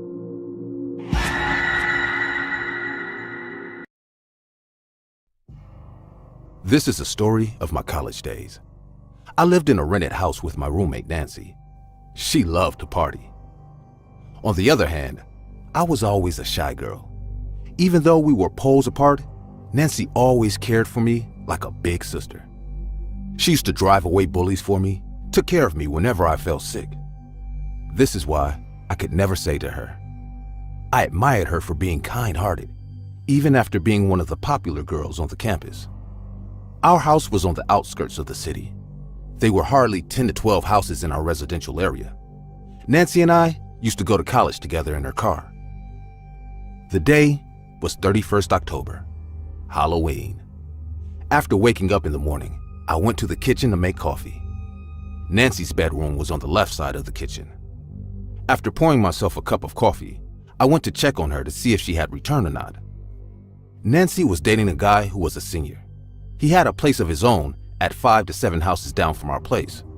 She often spends the night with him and returns home early. I never had an issue with her staying away at night because this guy was a nice person, so I knew she would be safe. As I turned to head back to my room, Nancy opened the main door and entered the house. The reason I could tell it was her, because Nancy had a habit after coming home. She used to throw her shoes off on the floor, making loud thuds and calling out for me saying, "Katie, I'm home." Hearing her voice put a smile on my face.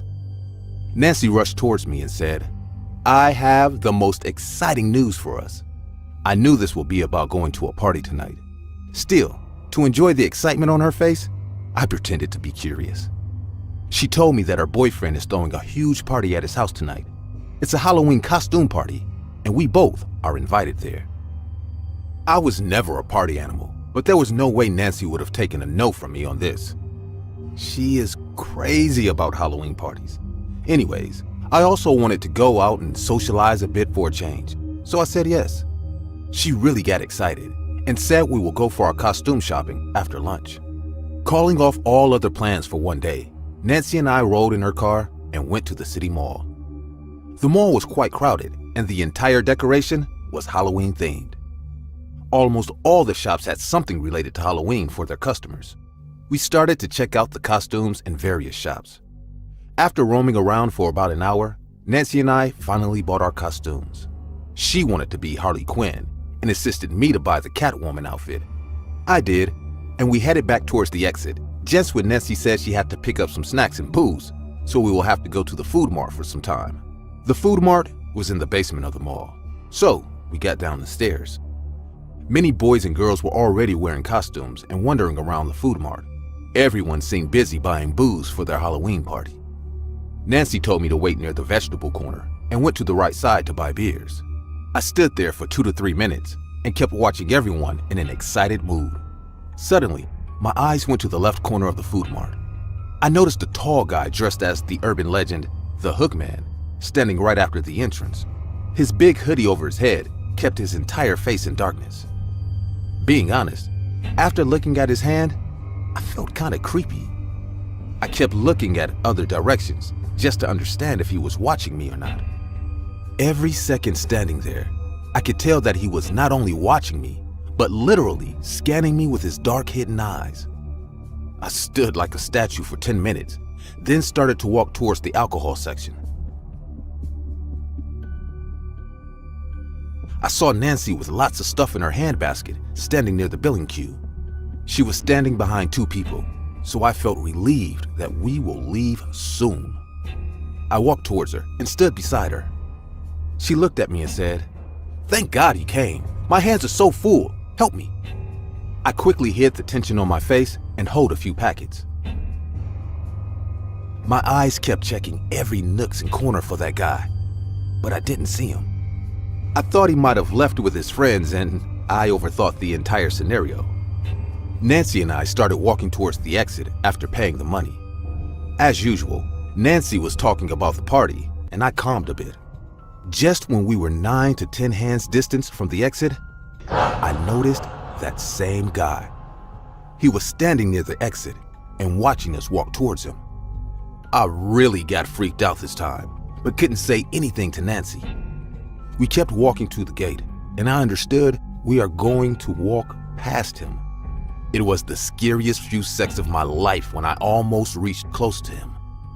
My breath grew denser and I was out of words. Just the moment when I was about to cross him, I heard his evil laughter. As soon as we got out of the mall, I hopped inside the car. Nancy started the engine and reversed the car to make a U-turn. He was standing near the mall gate. I didn't utter a single word about him to my roommate. I felt she would think I am making up a stupid story. We arrived at our boyfriend's house and started to put up the decorations and prepare ourselves for the party. The entire evening went in such a rush that I almost forgot about this incident at the mall. I also told myself that it was some drunk freakhead who tried to spook me in a Hookman costume. The party started, and the house got filled with crazy college students. Nancy and I drank beer and joined everyone on the dance floor. The spooky neon lights and yellow lighted pumpkin heads all around the house set the right mood for the Halloween party. I was actually having fun, but after a few hours, I started to feel really drunk. The lights all around me with the dramatic decorations made my head feel heavier. So I decided to head back to my place before I end up vomiting and embarrassing myself. I went to Nancy and asked for the house keys. She handed me over the keys, asking, will I be okay to go alone? I didn't want her to miss the party, so I said I will be fine. I also told her that she could stay at her boyfriend's tonight if she wants. She got happier and told me to go home and lock the doors and have a sound sleep. She will come back early and will also fix me some breakfast in bed. She knew I was going to wake up with a hangover. Anyways, I left the party and started to walk down the street. It wasn't a very long walk, but because I was drunk, I walked pretty slowly. I was being careful not to stumble upon a rock and flip on the road. It was 1:30 a.m., hence the streets were completely empty. There was only the sound of the hollow wind passing by. I was almost near the house just when I heard the sound of a twig snapping behind me. I turned around, but there was no one. I thought, my mind is hallucinating due to too much alcohol in my stomach. I opened the main door with a trembling hand. I got inside the house and locked the door behind me. My head was hurting really bad just when I felt the urge to vomit. I ran towards Nancy's room as it was the closest to the main door. Her room was dark, but the streetlight coming from the window helped me to reach the bathroom. I freshened myself up and decided to go to my room to sleep like a rock. As I opened the door of my room, I saw the window was open. I couldn't remember whether I locked it or not before leaving the house, but knowing myself, I thought I might have. My room was too dark. The window was right beside my bed, so I could spot it with the help of the streetlights again. I was in no position to find the switch, so I threw myself over it. I realized the other half of the room was entirely in darkness. I started to take off my shoes just when I felt something move in that darkness. At first I wasn't sure of it, but after a while, I saw something pointy and shining in that darkness. My head had no control over my body, so I just sat there for some seconds. Just when I realized I should turn on the light to check what it is, someone knocked on the main door. This time, I got really freaked out, but after a small pause, I heard Nancy's voice. "Katie, open the door!" I felt so relieved to know that she came back, I ran to the main door, leaving the room at the moment. Nancy came in and said, "I thought I shouldn't leave you alone tonight, so I came back. Are you all right?" I hugged her and said, "I just got a bit scared being alone in my room." She replied in a comforting voice that she will sleep in my room tonight. As we walked towards our room, we heard a loud thud outside. After getting into the room, I noticed the window was closed this time. My head couldn't take it anymore, so without paying attention to anything, I immediately lied in my bed and fell asleep. If you think the story is over, then let me tell you that the scariest part of the story is yet to come. The next morning, when I woke up, I almost had a heart attack. It felt like all my blood had rushed to my face. The wall on the other side of my room freaked me even in that morning light. Someone has wrote on the wall with a sharp, pointy, hook-like object. Lucky that your roommate came back. When I was in high school, I lived in a small town in the Midwest. I worked at a historic but failing dual-screen theater. Unfortunately, the building itself was on its last leg, and the interior cosmetic renovations hadn't been made since the mid-'80s, when a wall was built over the original stage and converted into a cinema. However, I adored the building and was deeply saddened by its decrepit state. Many of the locals didn't care much for the theater once they started showing movies, and business dropped enormously from then to when I was employed there in 2007. Most of my shifts I barely saw more than a dozen people for each showing, if that. Some days we didn't even have a single person come in. My manager and I eventually became good friends, and he gave me a key to perform nightly janitorial duties. Needless to say, I was psyched. I loved the idea of coming in after hours to work and try to make the theater look more presentable, and not a typical smelly discount shithole. I would purchase cleaning supplies myself, and brought my mom's vacuum in because the theater didn't have one. I tried as much as a 17-year-old could to make the place more attractive, because it seemed everyone else gave up on her. One Friday night at around 12 a.m., I decided to borrow my uncle's steam cleaner to clean up the seats in the second theater. It was a lengthy task, but I had just got done smoking a joint with a buddy, and I had no issue finishing my night off listening to music and cleaning with a buzz. I entered the theater as usual and began completing petty tasks before tackling the big job. Eventually, I entered the second theater and experienced a very uneasy feeling. I have never felt uncomfortable in there before, but for some reason I couldn't shake this pressing feeling on my chest. I assumed I was a little panicky from the pot. I turned my music down and started getting to work to try and get my mind off it. I had my back facing the screen and was scrubbing the second to last row near the exit when I suddenly heard a lot of rustling coming from behind the screen. This didn't come as much of a shock, considering that we've had pest issues in some of the storage rooms behind the screens. Thinking it was a raccoon trying to hide after hearing the drowning noise of my steam cleaner, I continued on and didn't pay much mind to it, until the rustling became very distinct. Whatever the noise was coming from under the screen inside the large metal grate that leads to the stage behind the screen, and whatever it was big. I turned my cleaner off and stared at the grate, practically frozen in fear and continuing to reassure myself that it was a raccoon or maybe even a dog or something. The noise became more prominent, and after what seemed like hours of me just staring at the grate, trying to determine what the creature was, the metal grate made a slow and ominous screeching noise as it began to push out from the inside. I continued to stare in intense fear as I witnessed what came tumbling out. A nearly bald head with a couple of strands of gray dirty hair greeted me before an old naked woman, absolutely covered in dirt, insects, and blood, came crawling out on all fours and looked directly at me. She paused as she was fully out and forcefully grinning at me with her toothless mouth. I'm not sure how much time went by, but I honestly felt like my feet had melted into the floor. I truly thought I was hallucinating.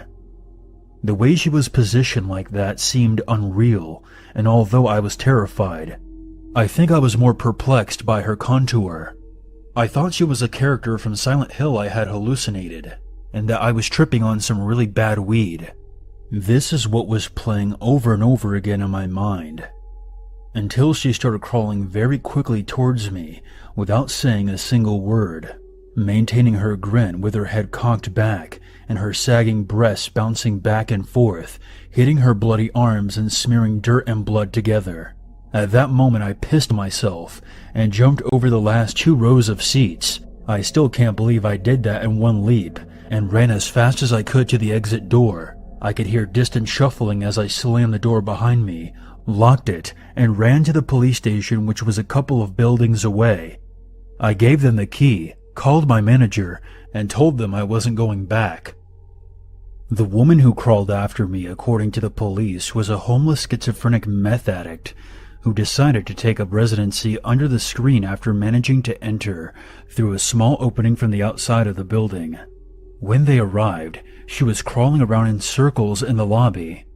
It appeared to them that she had been staying there for at least a week to shoot up meth, and she more than likely watched me on my janitor days, grinning that toothless grin as I swept away, unaware of her being there. It was definitely the absolute scariest moment of my life, and needless to say, I stopped coming in by myself to clean up. Since then, the place has closed and is completely boarded up. I miss it greatly, but whenever I come back to the area, I still wonder if she's sleeping in there. Matthew was all set to go out party hard tonight. He called his best friend Rita and said, "Hey, excited for New Year's Eve? What are we all doing tonight?" With that same excitement in her voice, Rita replied, "Of course. I have told everyone to arrive at 10 p.m. sharp at the club. I will text you the address as well. Don't be late, dumbass." She chuckled and disconnected the phone. Within 2 minutes, a text popped up in Matthew's phone. IMR Club, 2021, Subscribe Street, 10 p.m. Matthew looked at the clock. It was 8:30 already. He finished his coffee and ran to the washroom to get ready. Matthew lives in his apartment alone. His parents stay in Texas. 3 years earlier, he shifted to New York and started his career here. Don't know why, but Matthew loves New York. He feels so normal while walking down these streets. This city is always busy, and now due to New Year, it has turned even more glamorous. The roads are decorated with bright lights, stars, Happy New Year banners. People are looking at their best, and every nightclub, pub, restaurant is filled with their crackles of joy and laughter. IMR Club is nearly 15 minutes drive from his house. Matthew has been to this club many times. Rita and Matthew often go there to grab a drink after a long, tiring week at work. The streets are covered with white snow, and blinking decorations appeared like a dream to Matthew. He stood near the wide dining hall while combing his hair. His phone rang suddenly, and he snapped out of his thoughts. It was his mother. He answered the call. "Hi, Mom. What's up?" His mother spoke from the other side. "Happy New Year in advance, honey. Don't get too drunk." Matthew laughed and replied, "Come on, Mom. Also, it's still the 31st of December. He talked to her for a while and noticed it was 9:30. Matthew ended the call with his mom and hopped inside his car. While driving to the club, crowds of people could be seen cheering on the streets. Matthew parked his car near the club and saw his friends standing in front of the club and waiting for him. He went to them, and everyone got super excited. Matthew was about to enter the club with them just when his eyes went to the dark corner at his left. A man was sitting in the corner, hiding his face into his knees. He figured out that there's a small, dingy alley lying in that corner. Suddenly, he lifted up his face and looked at the sky. His face looked heavily scarred. He then looked at Matthew and smiled with his crooked tooth and heavily scarred face. There was something in his smile that made Matthew's heart crawl into his throat. Rita came to him and said, "What happened? Let's go." Matthew shrugged off, saying nothing, and went inside the club to party on New Year's Eve. With the sound of joy and laughter, a group of young people celebrated New Year's Eve at IMR Club, and at 12 p.m., they all wished each other a very happy New Year. Around 1 o'clock, we all got up to leave. Matthew wished Rita good night and came out of the club looking for his car. The streets were still brimming with people celebrating the new year. He took out the keys and approached the car. Matthew noticed that he has forgotten to lock the car earlier, but he was too drunk to stand there and regret his mistake. He got inside and started the car. Rita yelled at him while standing at the entrance of the club. "Matt, you sure you can drive?" Matthew said with a smile, "Yeah, don't worry. I will reach home in 15-20 minutes max." He then waved his friends goodbye and drove away. The streets were filled with people, and he was driving slow just to be safe from his side. After 5 minutes, he took a left turn, and his eyes went on the back view mirror. As he looked onto it, Matthew's blood turned cold. He saw someone was sitting in the back seat. He couldn't see the man's face, but he could see his creepy, wide eyes watching Matthew from the dark. For a second, Matthew was numb and terrified. But then he thought, "I'm already hell drunk. There's no way I can fight this guy and drive the car at the same time." So he decided to be rational about the situation. Matthew asked in a scared voice, hello, do you need to go somewhere?" The man laughed in a very bizarre way and said, "I thought you wouldn't even notice me." Matthew was sure that this man's only intention is to rob him. So, without wasting any more seconds, he said, "Look man, if you want, you can take my wallet and leave. I won't even fight you, just please leave my car. I don't want any problem tonight." The man screamed at the top of his lungs and said, "I am not some fucking beggar. Is that how you treat people in New Year? Keep driving or I will slice your throat with my sharp knife." The man then came forward and Matthew recognized his face in a flash. It was that same homeless guy near the club. He could see his face clearly now. His eyes were bursting out. There was something unusual about his pupils. They weren't like the pupils of humans. Instead, looked more like cats or a completely different creature. The guy told in the same spine-chilling voice, "Keep driving the car. There will be a right turn ahead. Take that turn. Do as I say, or this will be the last New Year of your life." Matthew had no other option but to listen to this man. He had no idea if the man really had a knife with him or not, but there was no way he's taking the risk. After 7 minutes of driving, the right turn came. As Matthew took the right turn, they got onto an empty road. There was hardly any car on that road. It was like an adjacent lane to the highway. The roads looked very spooky, surrounded by bushy trees on the sides. There was hardly any light, except headlights of Matthew's car on the road. After driving like this for 5 minutes more, something unexpected happened. The man on the back seat started to cough terribly. Matthew noticed his eyes were turning even more wide as his tongue came out of his mouth. The man had a really big tongue, which creeped the hell out of Matthew. He realized there was something very wrong with this guy. Suddenly, the man told in a choking voice, "Stop. Stop the car now." Out of fear, Matthew immediately stopped the car. The man got out of his car while coughing terribly. It felt like he couldn't breathe. Matthew sat inside the car, being numb. He didn't know what to do. He thought to drive back and get the hell away from this man as soon as possible, but something didn't let him. He sat in the car, staring at this man's unusual behavior. The man crawled on the road and came right in front of Matthew's car. The headlights were falling on him. What happened next terrified Matthew for his entire life. As the man choked to death, suddenly his bones started to crack on his own. He sat down on the highway while screaming like a creature from another world. The sound of his bones creaking fucked up Matthew's mind completely. He was already in a state of trance due to the alcohol. Now the sound of choking mixed with the bones cracking felt like a living nightmare. Matthew kept staring at this guy and slowly realized that the horror is yet to come. After a few seconds like this, the man suddenly got up and started to tear his own skin from his body. The way he was tearing off his skin made it seem like he was wearing a costume. He threw patches of skin, soaked in blood, here and there while screaming in pain. Matthew couldn't believe what he was witnessing. He knew he wasn't that drunk to imagine all this shit.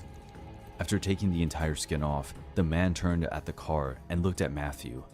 A horrifying human figure was standing in the middle of the road. There was not a single piece of skin on his body. The veins and red flesh gushing out of this vicious creature. Matthew was breathing heavily. He felt like his heart will stop right now. The man again stared at the sky. and said in the scariest voice ever heard by human ears, "It's time to get a new skin. You just turned lucky, as this time I'm going to pick a woman. Happy New Year, Matt." The creature laughed in a demonic voice and hopped into the jungle like a four-legged animal and disappeared into the darkness of the woods. Matthew rushed his car way back home. He didn't talk, didn't come out for an entire week. He left New York after a month and came back to his hometown. One night, he was reading an article on Greek mythology, which made a truly terrifying revelation. Greek people believe in a demon who is said to be a shapeshifter, or sometimes a skinwalker. These demons are said to acquire any creature's skin or shape to hide in the human world. Matthew knows these are just some old scary folklores, but how can he ever tell anyone that this New Year's Eve he actually came across a skinwalker? He prays to God that he never sees that creature again in his entire life.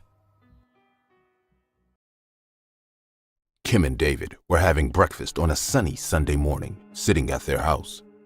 David said to Kim, "How about we visit our family farmhouse for this weekend? The weather is nice. It will be an amazing road trip."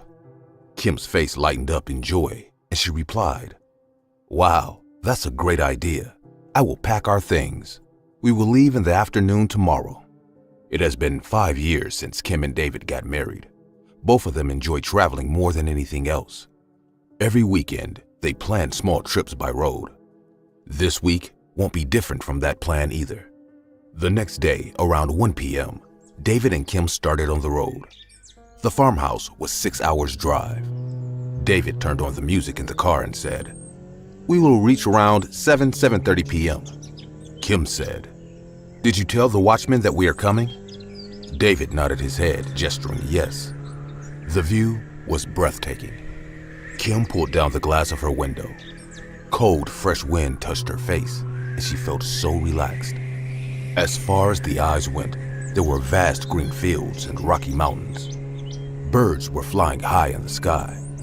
Both of them were enjoying the serene start of their weekend. Kim packed cheese sandwiches and some fries. She took out the food and handed some over to David. David stopped near a turn, and they got out of the car to take a break. Kim looked at her phone. The signal was getting pretty weak. They were standing in wild nature. The high mountains and vast green fields were their only companion now. They laughed and chuckled while enjoying their sandwiches. No one realized how time passed. It was 6 p.m. and got dark. David told Kim, "Let's hurry up. We still have 3 hours distance to cover." Kim fell asleep on the way. David was driving on the wide, empty highway. He looked at his GPS and realized he was in the right direction. He needed to take a left turn after 15 minutes. Just when he was about to take the turn, something came under the car and the tires punctured, making a loud noise and heavy jerking. Kim woke up with a shock and said, "Oh my God, what happened?" David somehow managed the speeding car from bumping onto the nearby tree. The car stopped with a terrible creaking sound. He got down under the car and started to yell in anger. "Bloody hell! Who the fuck did this, dude? Morons!" Kim got a bit tensed seeing David burst out in anger, looking at the car tires.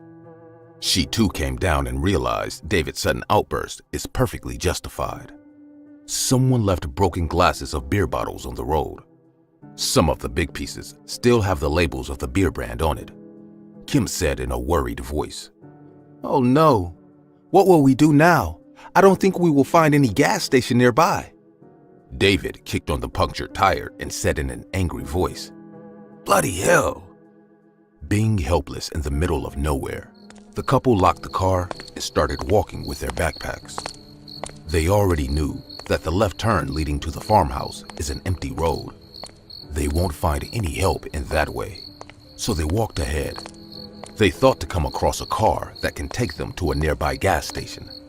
After half an hour, Kim said in a tired voice, "My legs are hurting now. I'm too tired to walk now."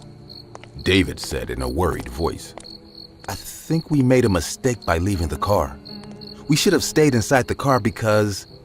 Before he could finish his sentence, Kim cried in joy. "Look, It's a signboard.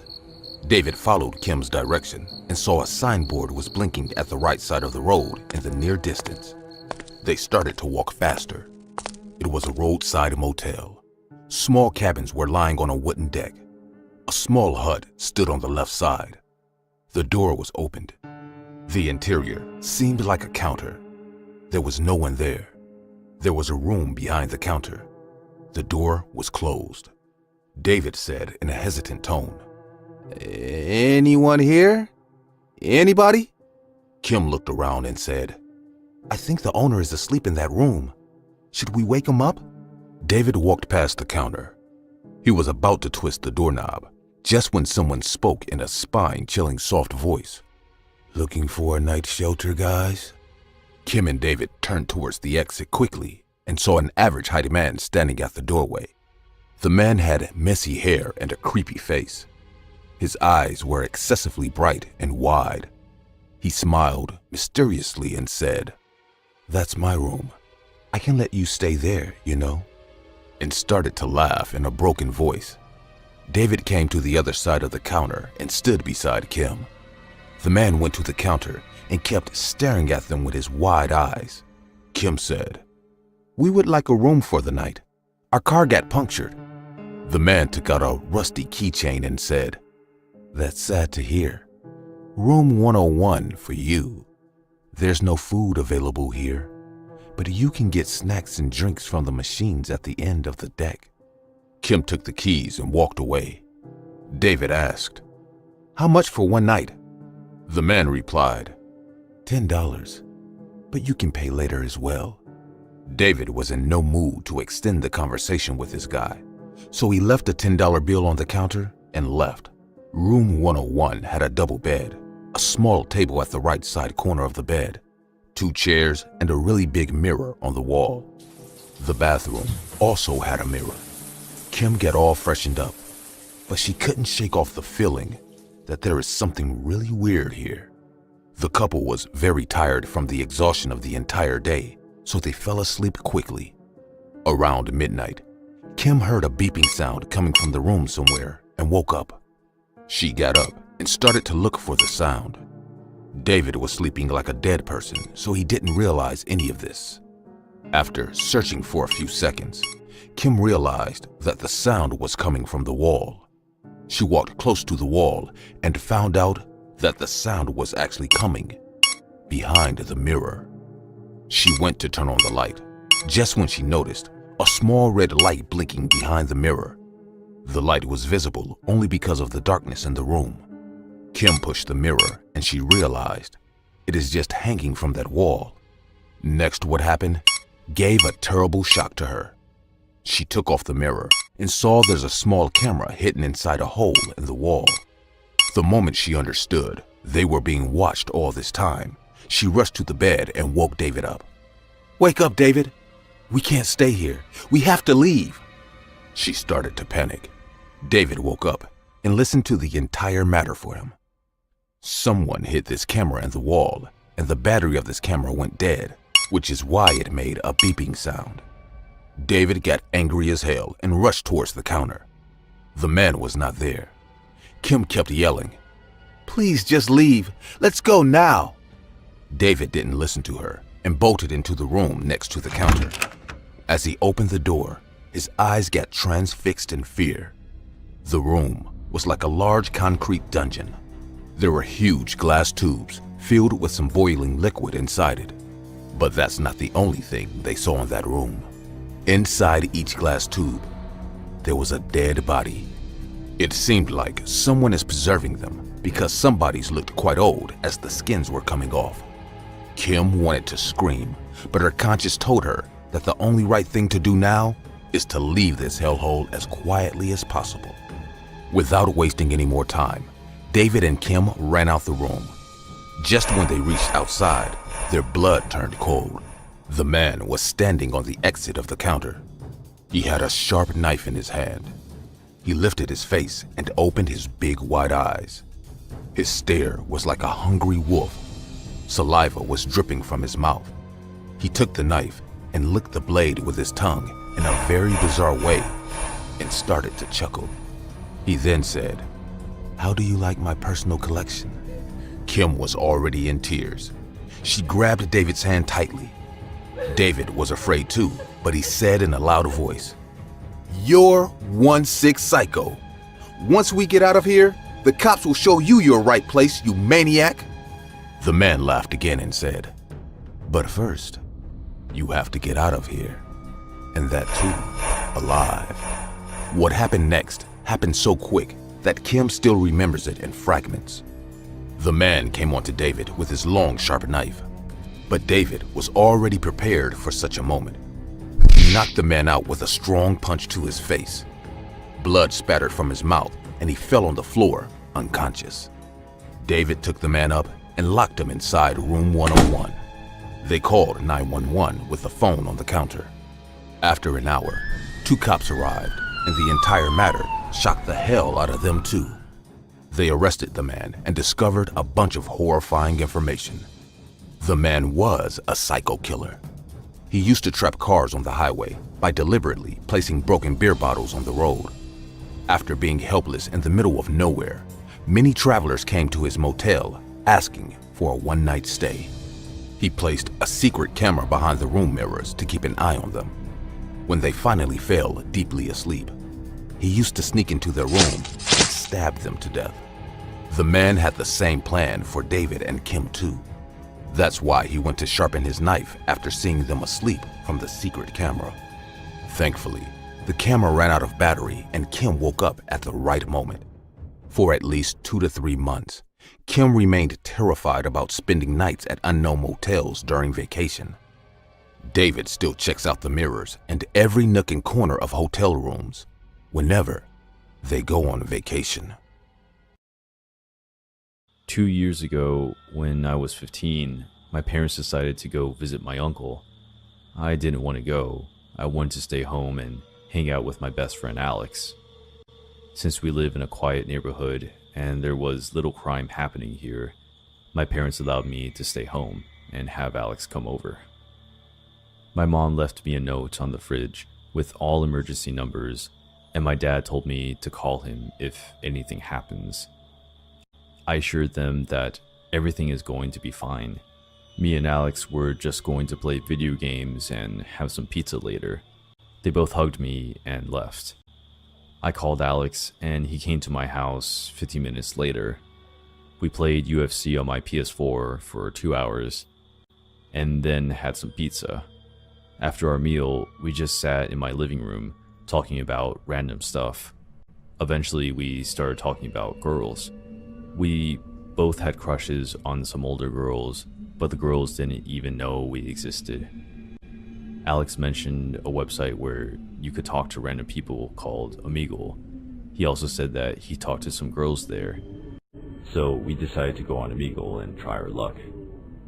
The first 30 minutes, we didn't get matched with any girls, so we started to get bored. And just when I moved my mouse to exit the site, 2 girls showed up on our screen. They were about our age, maybe a little older. We started talking to them, but they were just typing. We could see that they were talking, but we couldn't hear them. We told them to turn on their microphone, but the girls said that they don't have a microphone. We continued talking to them. We said that we were home alone, and so were they. They said that they lived in the same city and the same area as Alex and I, but we never saw them. After 15 more minutes, they said that we were cute and that we should hang out sometime. We were stunned. Girls usually didn't want to hang out with us, so Alex gave them his Snapchat username. As soon as he typed his username, the girls disconnected. We were really bummed out. We didn't even get their names, so we just turned off my laptop and went back on the PS4 to play some video games. Some time passed. We were still playing video games when Alex took out his phone. He just received a snap message from someone called Anna XOXO99. He opened it and